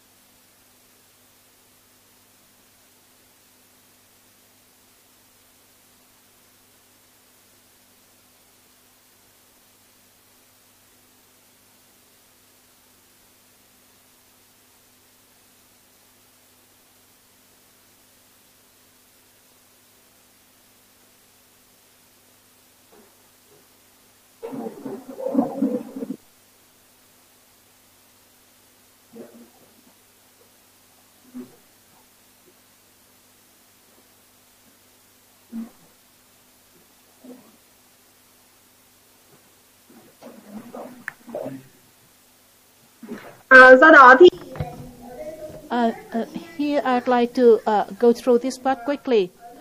In rural areas, there are difficulties. First, because of their low income. That's the reason why they tend to migrate.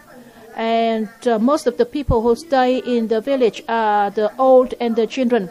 For example, in Quất Động village, every day, they can earn only 30 to 50,000 VMD if they just focused on their traditional craft. And despite different programs, we can see that in many villages, only 1 or 2 households still maintain their traditional job. And we do have some tourism activity, but not enough for them to sustain such a traditional job with the tourism development approach.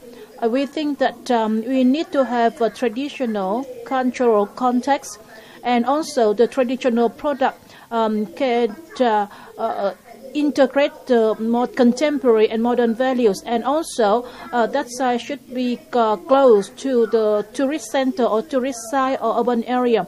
Only when the 3 elements are there, there could be good opportunities for traditional village to develop. But not all the sites are close to the urban areas to facilitate traveling. That is the reason why we have decided to develop a map for the northern Red River Delta to identify which village is in a good position for tourism development, particularly in adopting the community center approach and to facilitate the tourism development. And here you can see some models for tourism planning for the village levels. And in my presentation, may I go through this part very quickly? It is our proposal to establish a tourism center or the country promotion center for the village to be included in the planning. Thus, these centers can contribute to the tourism development orientation of plans in the future. And we have worked with the Cute Village in Phú Xuyên. This village is about 39 kilometers from Hanoi, and it is quite well located because it is close to the highway from Hanoi to Ninh Bình. So those who wish to travel from Hanoi to Ninh Bình can call out this village. In this village, the number of ancient style houses is a big in number with great diversity. And Cube Village used to be famous for garment with a lot of tailors. However, this traditional job has been fading away. And here we went out with an Italian friend for the survey in this Cube Village. Out of the 4 in this village, many houses have been deserted. So we have decided to restore Huỳnh Thúc Xá house to become a typical house in the village. The next one is Phù Lãng village. It is 60 kilometers from Hanoi, on the way from Hanoi to Hạ Long. The traditional craft in this village is pottery. Well, they are special in using a kind of quilt. It is firewood as a key fuel, and they have a very special plating for their pottery products. But you can see that their products are still primitive with a low price. Therefore, their life is still difficult. That is the reason why we have proposed to the leaders of the village to establish a cultural introduction or promotion center. Due to the time constraint, I have tried to go through this presentation very quickly, and I'm more than willing to answer your comments or questions during the Q&A. And I do hope that after this seminar, the concept of developing a cultural promotion center to promote the village and the preservation of relics can receive more attention, and we can strengthen our connection for this purpose. Once again, we'd like to thank Italian Embassy for the Italian Design Day 2020, the 4th edition, so that we can have a good space to share with each other our ideas. Thank you. We'd like to thank architect Lê Quỳnh Chi from National University of Civil Engineering. We still have 2 more presentations to go from the south, from Ho Chi Minh City. And while we are waiting for the connection with the Hoa Sen University, once again, we'd like to take this opportunity to thank the consular in the Ho Chi Minh City, Consular Dante Brande from Ho Chi Minh City site, who are also joining us in this Italian Design Day. He has been playing very important role in order to get the Ho Chi Minh City site connected with us and to get prepared for today's seminar. Yes, now we can see the screen. Okay, so I'll start. Obviously, you can hear me, so I'll just continue. Okay, so obviously today, what we're looking at today, obviously we're faced with global issues such as, COVID-19 that undoubtedly has an impact on how we're starting to think about keywords such as innovation, development, sustainability, and future design thinking. But one of the things that we're doing at RMIT, as are lots of other design schools across the world, is we're bringing some of these contemporary issues, such as COVID-19, into our design studio spaces. And we're allowing students to explore through spatial design what could be some proposals that start to address some of the issues that are associated. Now, what we're doing specifically is redesigning a classroom of the future. And it's really significant. And what I'm doing today is presenting ideas, but based off an educator's perspective, about not just why it is that we do these things, as fundamentally it is my belief that as educators we are responsible for helping to educate the designers of tomorrow. And to prepare those future designers for not just challenges that they face, but also opportunities as well. And so one of the key things that we start to look at when we think about, where am I going? I have to use my mouse. The other way. Is that in looking at this responsibility of how it is that we can start to inspire and educate students, it's not just about looking at design through the lens of designing as a problem solver, Because let's face it, everyone's seen the nice spatial interventions of putting plastic screens up around in response to COVID-19, and that's not really addressing the beauty or the poetic or the craft or the art of what it actually means to be a spatial designer and what it means to connect people to that relationship between person and place and give meaningful experiences. So one of the things that we're starting to do, and particularly through looking at it at this lens of allowing students to be innovative, is not being innovative for the sake of being innovative, because what does that really result in? Where is that? It's a total disconnect between the past and the present, and it's just trying to look at the future through a very narrow, focused lens.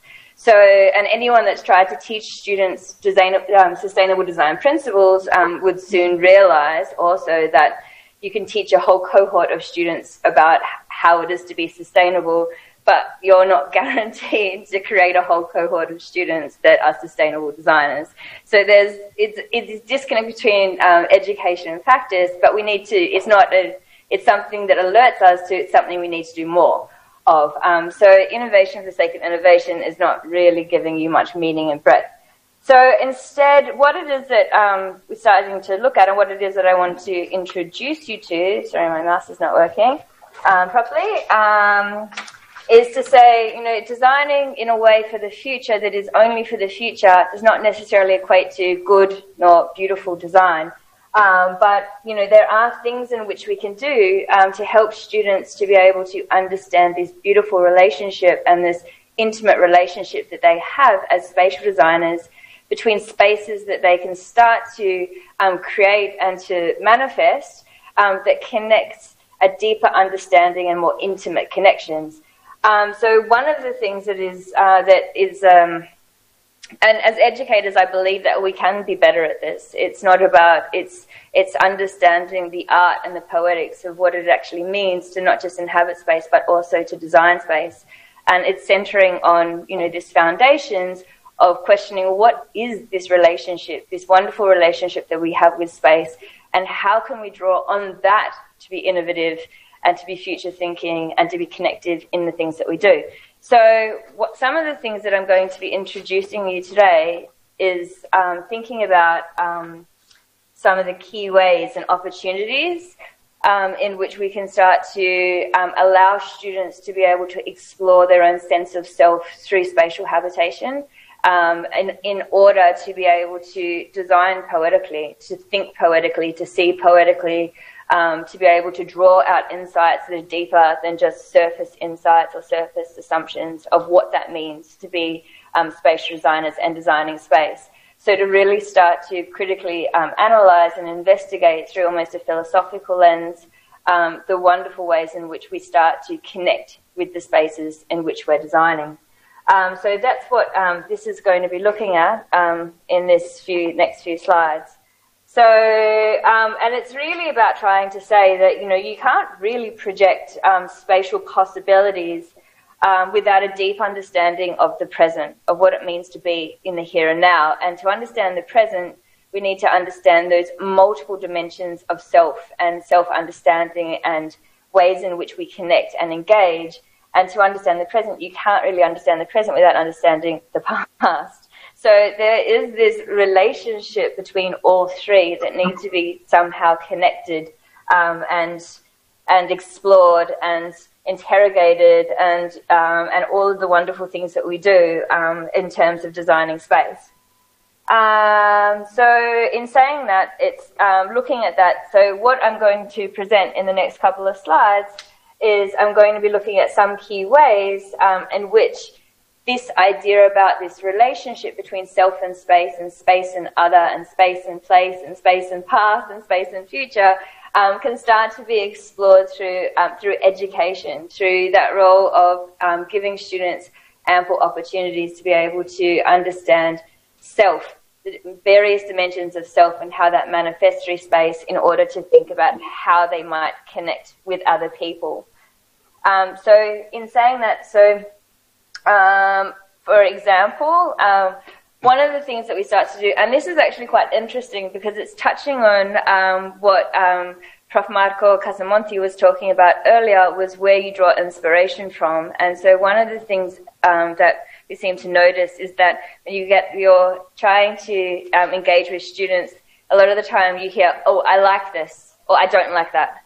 But what is that deeper understanding of spaces from the past in which people like and don't like?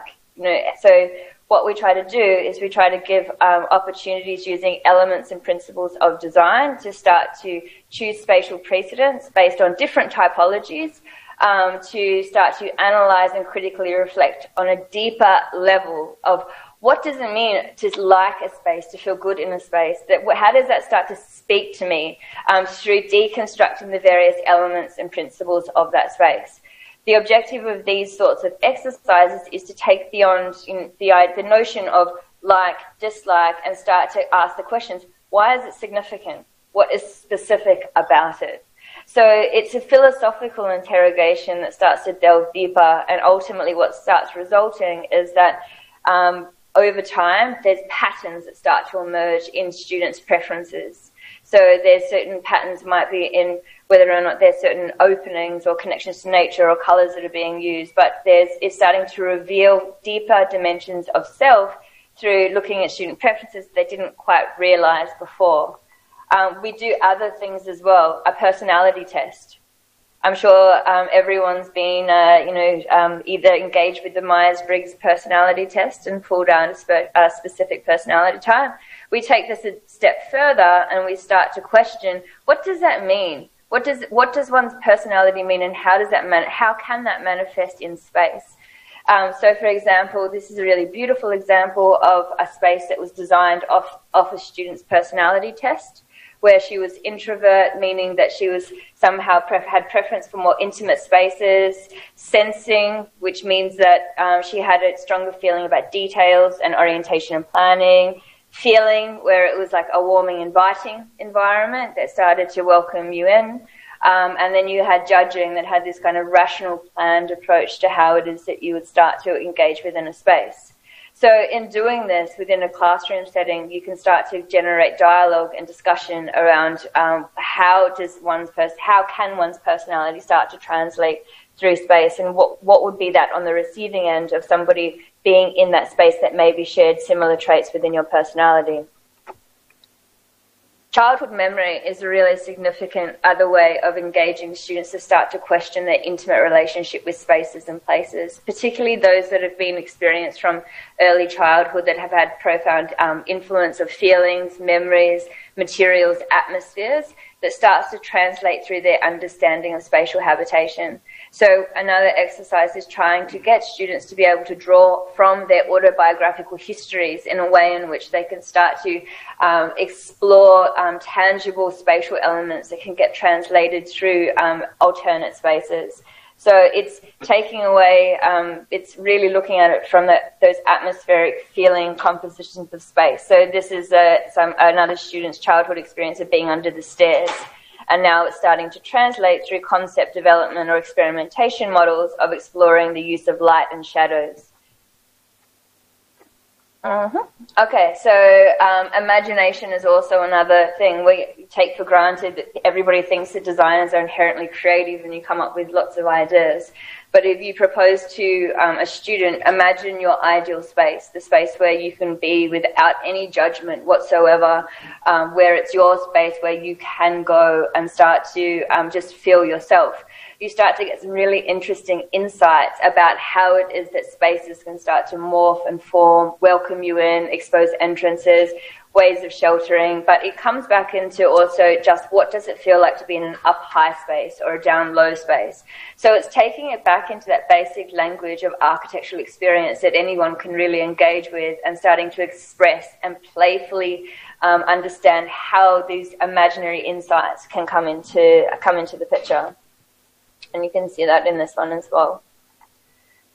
Other things that we start to do to try to get students to think about that relationship between self and space and self and other is looking at it through a lens of human needs. Now, I'm not going to go into a theoretical debate about modernist versus postmodernist, but what I will say is that looking at spatial habitation and obviously and inextricably spatial design through lenses of emotions, body, culture, society, and psychology, you start to get a much wider spectrum of how you can start to understand these sorts of relationships, which is somewhat specifically relevant today in terms of thinking about things such as COVID-19 and a lot of the fear and anxiety that's often associated with that. So looking at it through a lens of, in this case, safety and security, questioning what does it mean emotionally, psychologically, culturally, socially to feel safe and secure, and how can we start to think about that through spatial design. You can see these here in these concept models. Belonging as well. So drawing from from your past, from history, what gives a sense of belonging to place and also wider country. Yeah, looking at architectural precedents in that regard, and obviously not for the sake of copying, but being able to deconstruct what is significant about this. How is it that I can start to use this to be able to draw a sense of belonging for somebody else? So that intimate way in which one connects with one's surrounding environment. Gesture and consideration, how is it that we can start to think about space in a way which is inclusive, but not necessarily inclusive in the lens in which we look at present in terms of inclusive design that has a strong focus on disability, but more about human gesture. How do you welcome somebody into your space? How do you guide them around your space? So it's using elements and principles of spatial design, but it's looking at it from a more of a humanist lens. And of course, you can't really go past Maslow's hierarchy without looking at actualization. How can space make you wonder? And when I say wonder, how does it take you out of your world? How does it have the ability to be able to connect with you in a way that goes above and beyond functional and constructability? So this is looking at ways in which you can start to reimagine the capabilities and possibilities of spatial design and spatial experience through a more of an ontological interconnection way. Okay, so I think my 10 minutes is up, but I'm hoping that in that process I've managed to give you a few insights on how it is that we do address innovation, technology and development, but very much through an initial humanist lens to ground students in those really fundamental understandings of what it means to be a spatial designer and how it is that we can connect people to the past through their present and then project possibilities for a future. Thank you.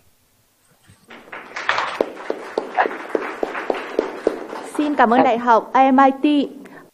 Thank you very much, RMIT, and would like to say hello to my colleague Decoli from the Italian Trade Agency, and we hope that now we have been connected to Hoa Sen University, where the Consular Dante Bronte is there and joining the event together with the lecturers and students from Hoa Sen University. So we will wait for the presentation from Hoa Sen University with the title The Sustainable Designer.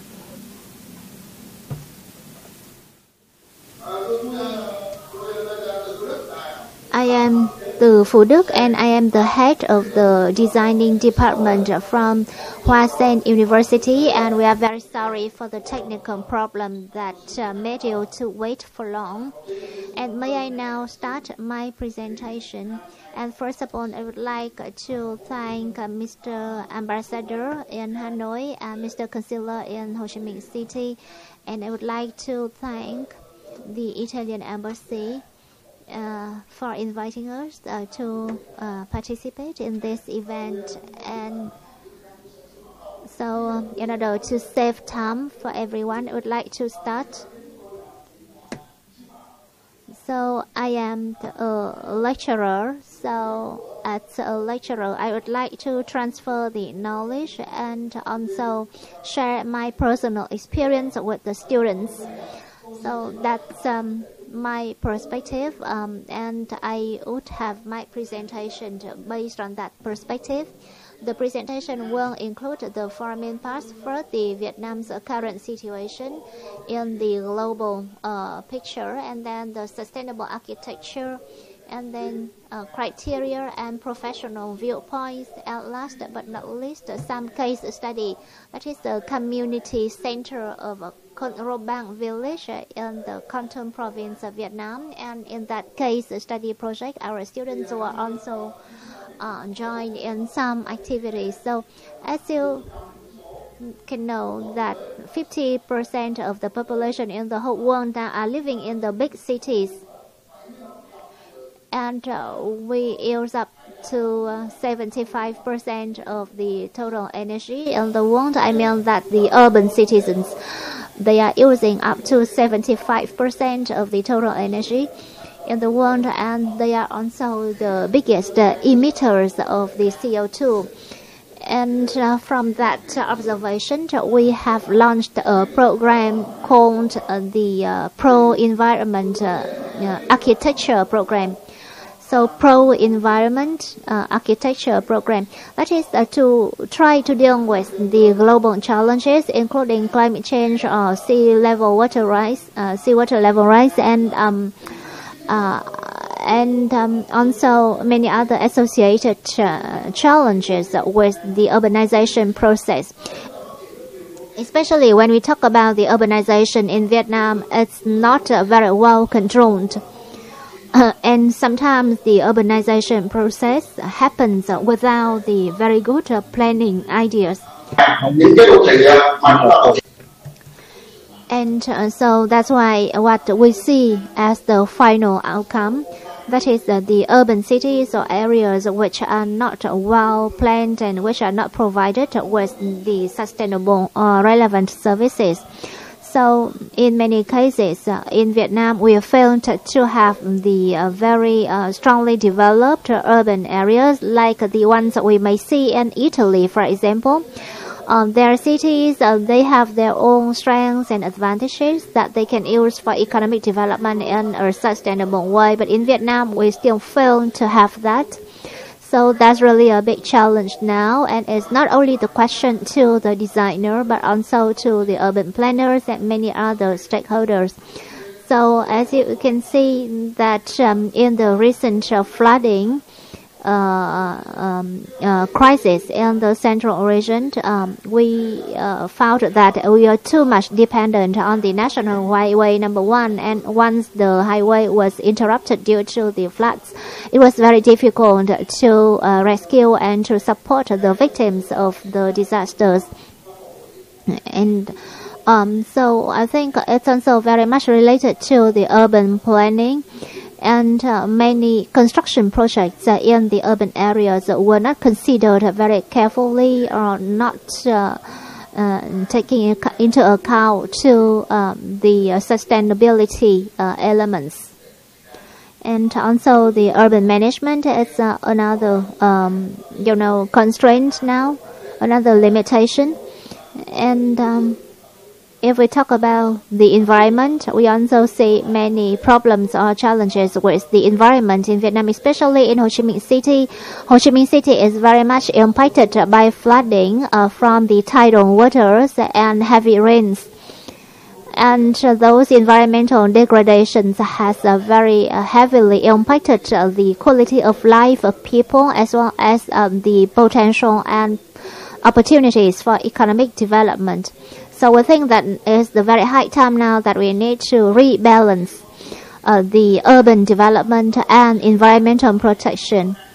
So we think that by the year 2025, in Vietnam, there will be around 950 cities or urban areas, and around 520 something of those urban areas will be on the coastal areas. So we are sorry, we hear someone who is talking. Someone else apart from the guest speaker is talking to the microphone. And there are some certain criteria that we would urge the designer and architects and urban planners would look at when they have the new projects. So the criteria, the most important one, that is the pro-environmental designing mindset. So pro-environment, what does it mean? First of all, is aiming at energy efficiency, and then also reducing waste and improving the energy efficiency, clean energies, and also to protect the environment. And based on those major criteria, we hope that we can also put the pro-environment elements into the design. Sorry, the interpreters is annoyed by the sound from the other participants who do not turn off their microphone. And we think that we also need to take into account the availability of the natural resources in Vietnam. Now we think that the fossil fuels cannot be renewed, and that's why our designing ideas should not be dependent too much on the fossil fuels. And in Vietnam, however, many designers are still following the mindset that has been there for, say, several decades. So now we are urging the designer to have a more innovative or reforming mindset for design, especially in relation to the new types of material. It's not really the new materials, but the materials that have not been very traditionally used. But in Vietnam, especially in Ho Chi Minh City, we need to take into account the fact that we are living in the humid tropical climate, and so the construction materials should be selected in a relevant way. And here we have a project called the Legal House, like when the children play the Legos, and they would, connect different pieces of the Lego together in order to make a house. And here in this project, we also use the modular components, which are very easy to be transported to the construction area, and then we just connect those modules together into a house. And whenever there is a need, they can also quite easily, remove the house and then to reconstruct it in another location. And then now let me move to the energy efficiency, which is a very hot topic now. And there have been some projects and programs that we would use the local materials, including the biomass, such as the rice straws, and so that they can make the houses from those local materials. And they can also use those biomass for energy in the house. And then the local people should also made to be more aware about of the higher risk of the natural disasters, so that they can live in the more responsible way to the environment. And another point is that we also need to use the labor-intensive rather than the energy-intensive construction techniques. And then we need to have the standards that would discourage the construction in the ecologically inappropriate areas. And we should also need to learn more from the international practices in order to have the more environmentally friendly construction solutions and techniques. And especially we also need to explore the methods in order to facilitate the recycling and reuse of the building materials. And then we should also use the clean technologies, and we should also impose the penalties, especially financial penalties, on any developers who use the materials that would destroy the environment. And there should be also the decentralization in the construction industry through the facilitating the development of the small and medium firms. So these are the criteria that we have been putting into the process of our designing brainstorming. And we also think that we need to look at the energy harvesting or waste management and reuse and food production and distribution, and all of those, are the chains in a process, in a closed cycle.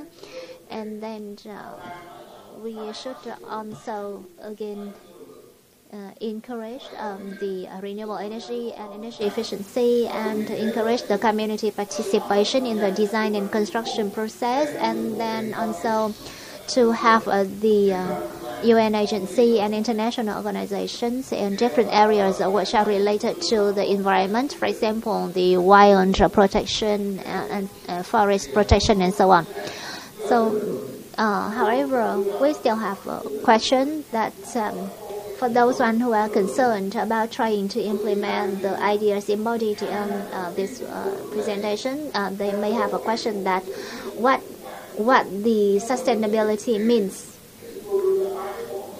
So, in order to answer that question, we try to show you now a case study and actually how the sustainability can be realized into our designing and architectural project. So there are many different case studies, but here we have chosen this one because this case study was conducted with the participation of many students from our university, and it was conducted in the ethnic minority community.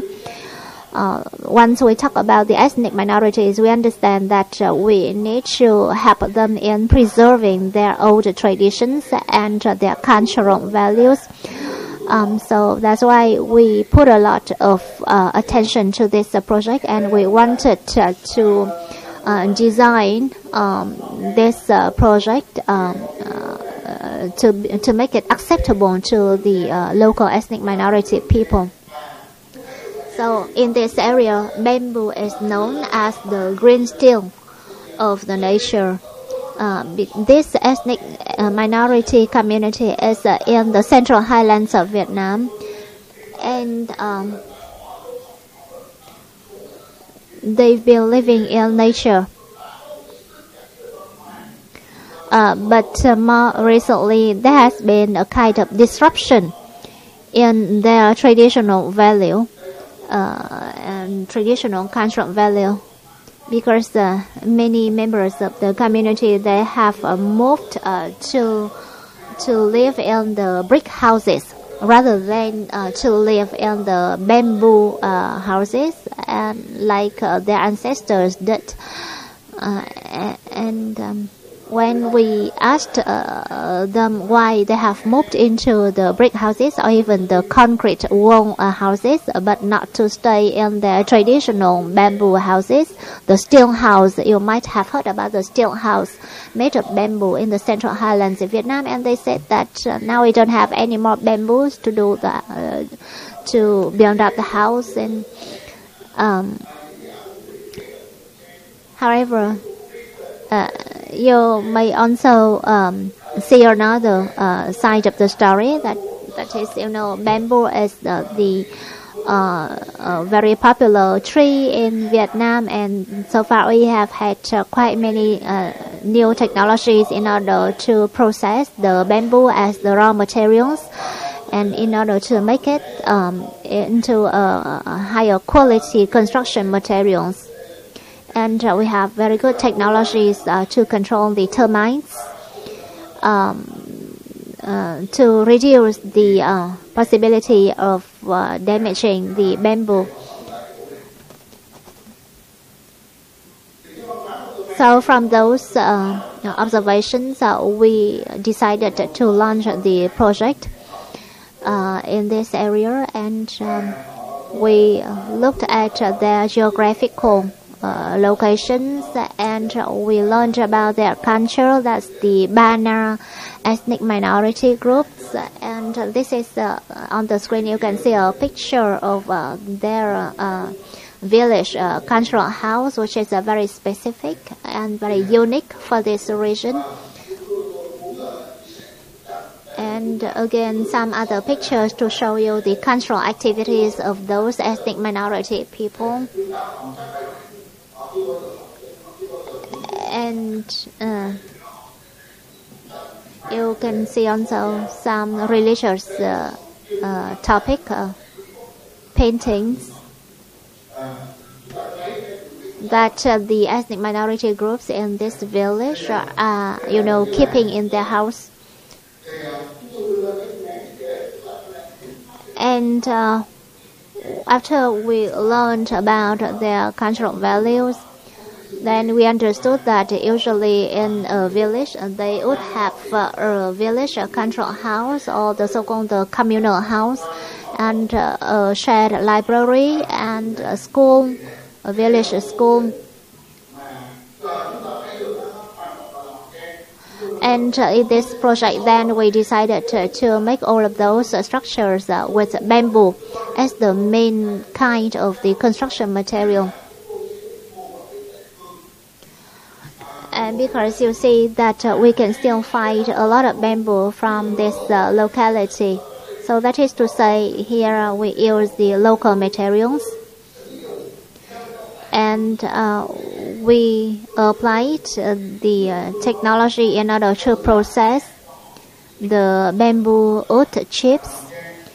And we also transferred those technology to the local people so that they can know how to do the processing or termite control for the bamboo on their own, and they can do it on their own. And so I think that it's a very important skill that they should learn about, and they can use that skill to improve their livelihood. And together they can also preserve their traditional culture. And we also think that they can develop tourism industry in this region. Because you know that the Central Highlands are among the attractions for the visitors. So the local people now, if they have more skills and more techniques to process the bamboo raw materials, then they can also produce more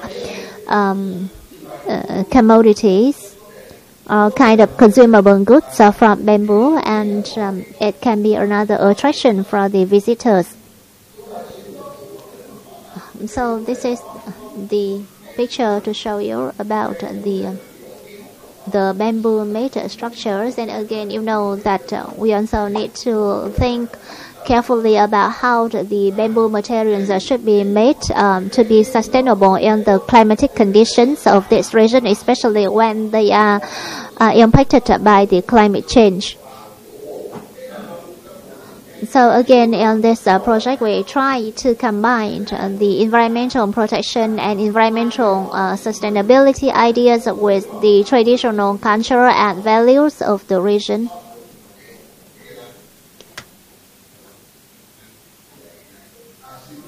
And I think that's all that I would like to present to you today. Thank you very much for your attention. Như vậy là chúng ta đã.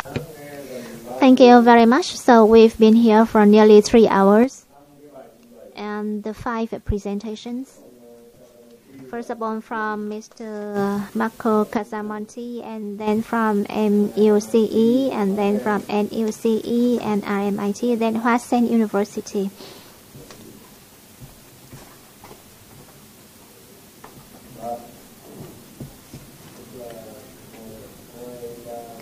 Okay, so 5 presentations totally we have been listening to for the last 3 hours, and Mr. Marco Casamonti talked to us about how to, translate the tradition into the contemporary architecture and also to the future. And he also received a question from Hoa Sen University about how to encourage the young generation to respect the traditions.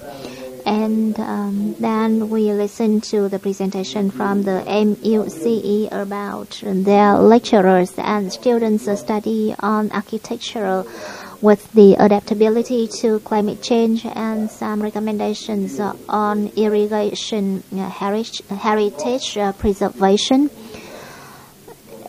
Especially in the context that the whole central region of Vietnam has been very much heavily impacted by floodings. And then we'll listen to a presentation from the NUCE about how to preserve and to raise the cultural values of the handicrafts and traditional villages from the Red River Delta. And actually it was also the project that was financially supported by the Italian embassy. And then we'll listen to a presentation from the RMIT about small space. But still there are the ways to improve the functionality of that space, because it should be considered not only as a physical space but also the space connected to the let's say psychological elements and many other spiritual elements.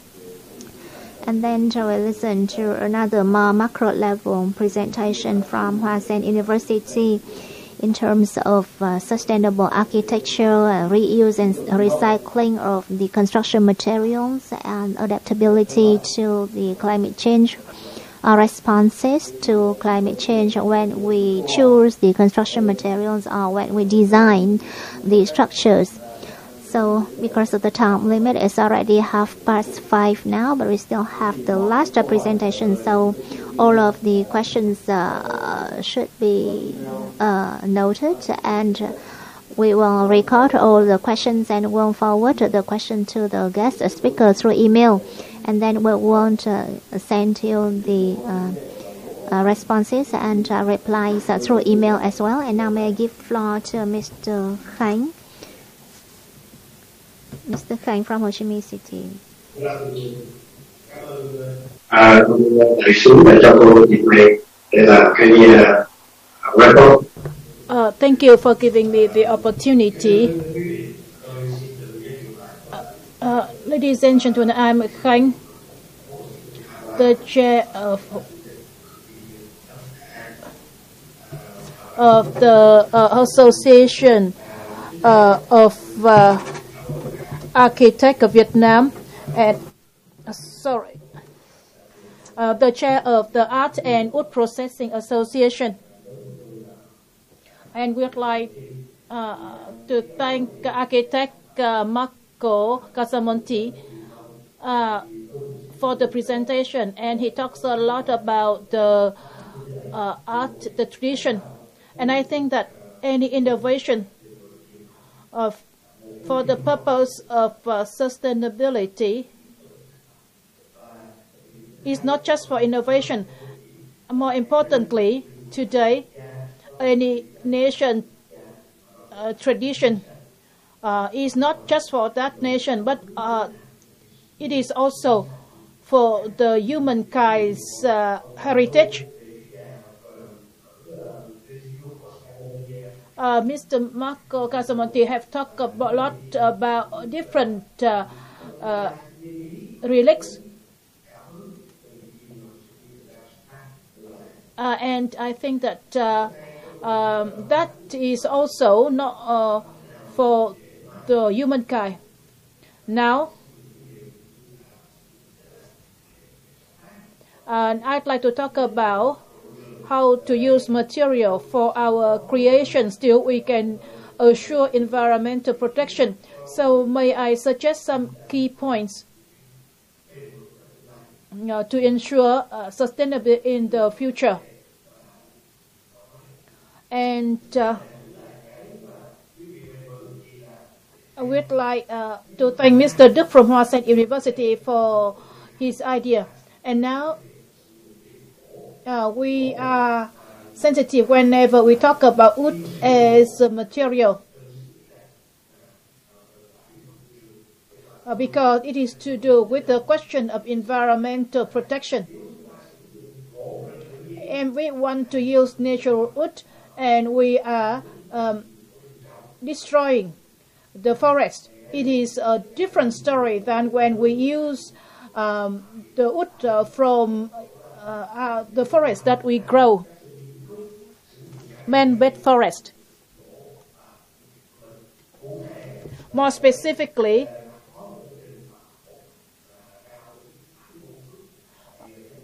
we have seen different projects made of wood,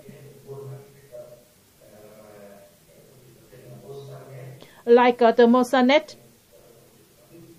That is Hyatt's wood-made works. And we also have some other examples from US. This day in the world, we have seen wood from the human made forest. And these wood have been processed to prevent from worms and to make it more durable. And in Vietnam, we have followed the trend, and we have used wood from the man-made forest for different projects. For example, the acacia, and it is also not only for the interior decoration, but also to a certain extent the exterior. But the point is how to use the right wood. My point is to do with other materials in the future in our design works. As said by Mr. Marco, Vietnam is very proud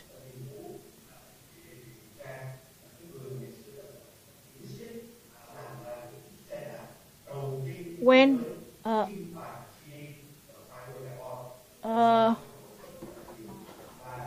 we have used the carbon-based fibers in order to produce different furniture.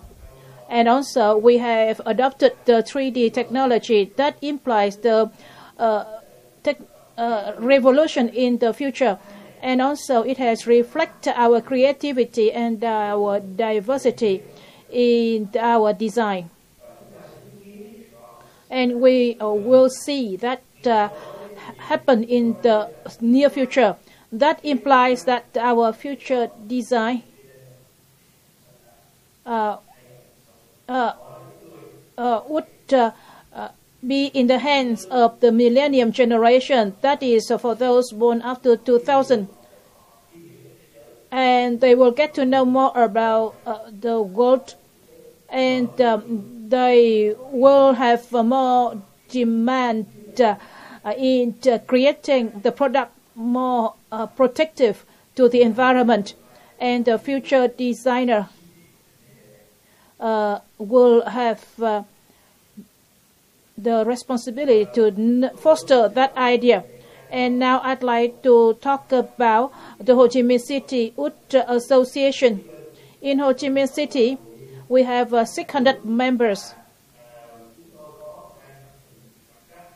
And we have undertaken a big responsibility assigned to us, that is to develop the wood industry in Vietnam in a sustainable manner. That is the sustainability created by those who are working in industry, and also in sustainability for Vietnam, for economic development, and also for the world.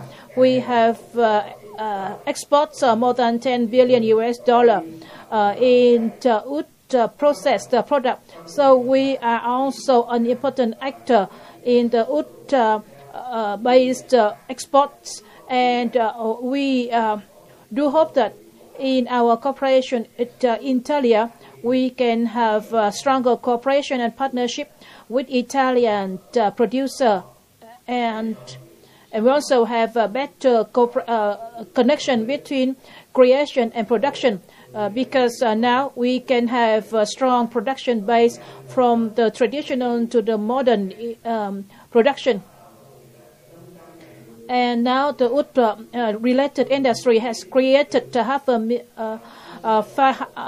million jobs relating from the wood cutting, processing, wood product exports.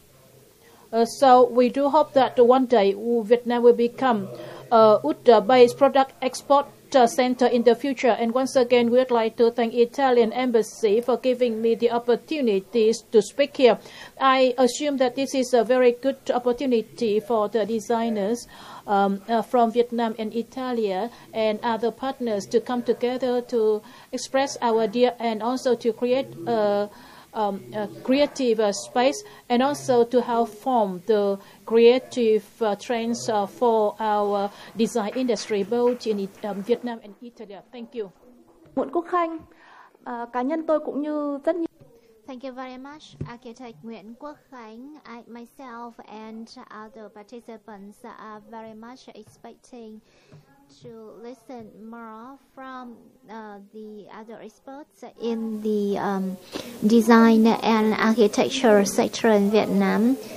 So, but because we didn't have time left, then what has been shared by Mr. Nguyễn Quốc Khánh, I think that is very clear about the topic of the Italian Design Day 2020. That is the development for future innovation and sustainability. And I would like to thank everyone for being very patient and for staying until this time, very late in the afternoon. And would like to thank you again for your participation, and we hope to see you again in the next event next year, the Italian Design Day next year. Thank you.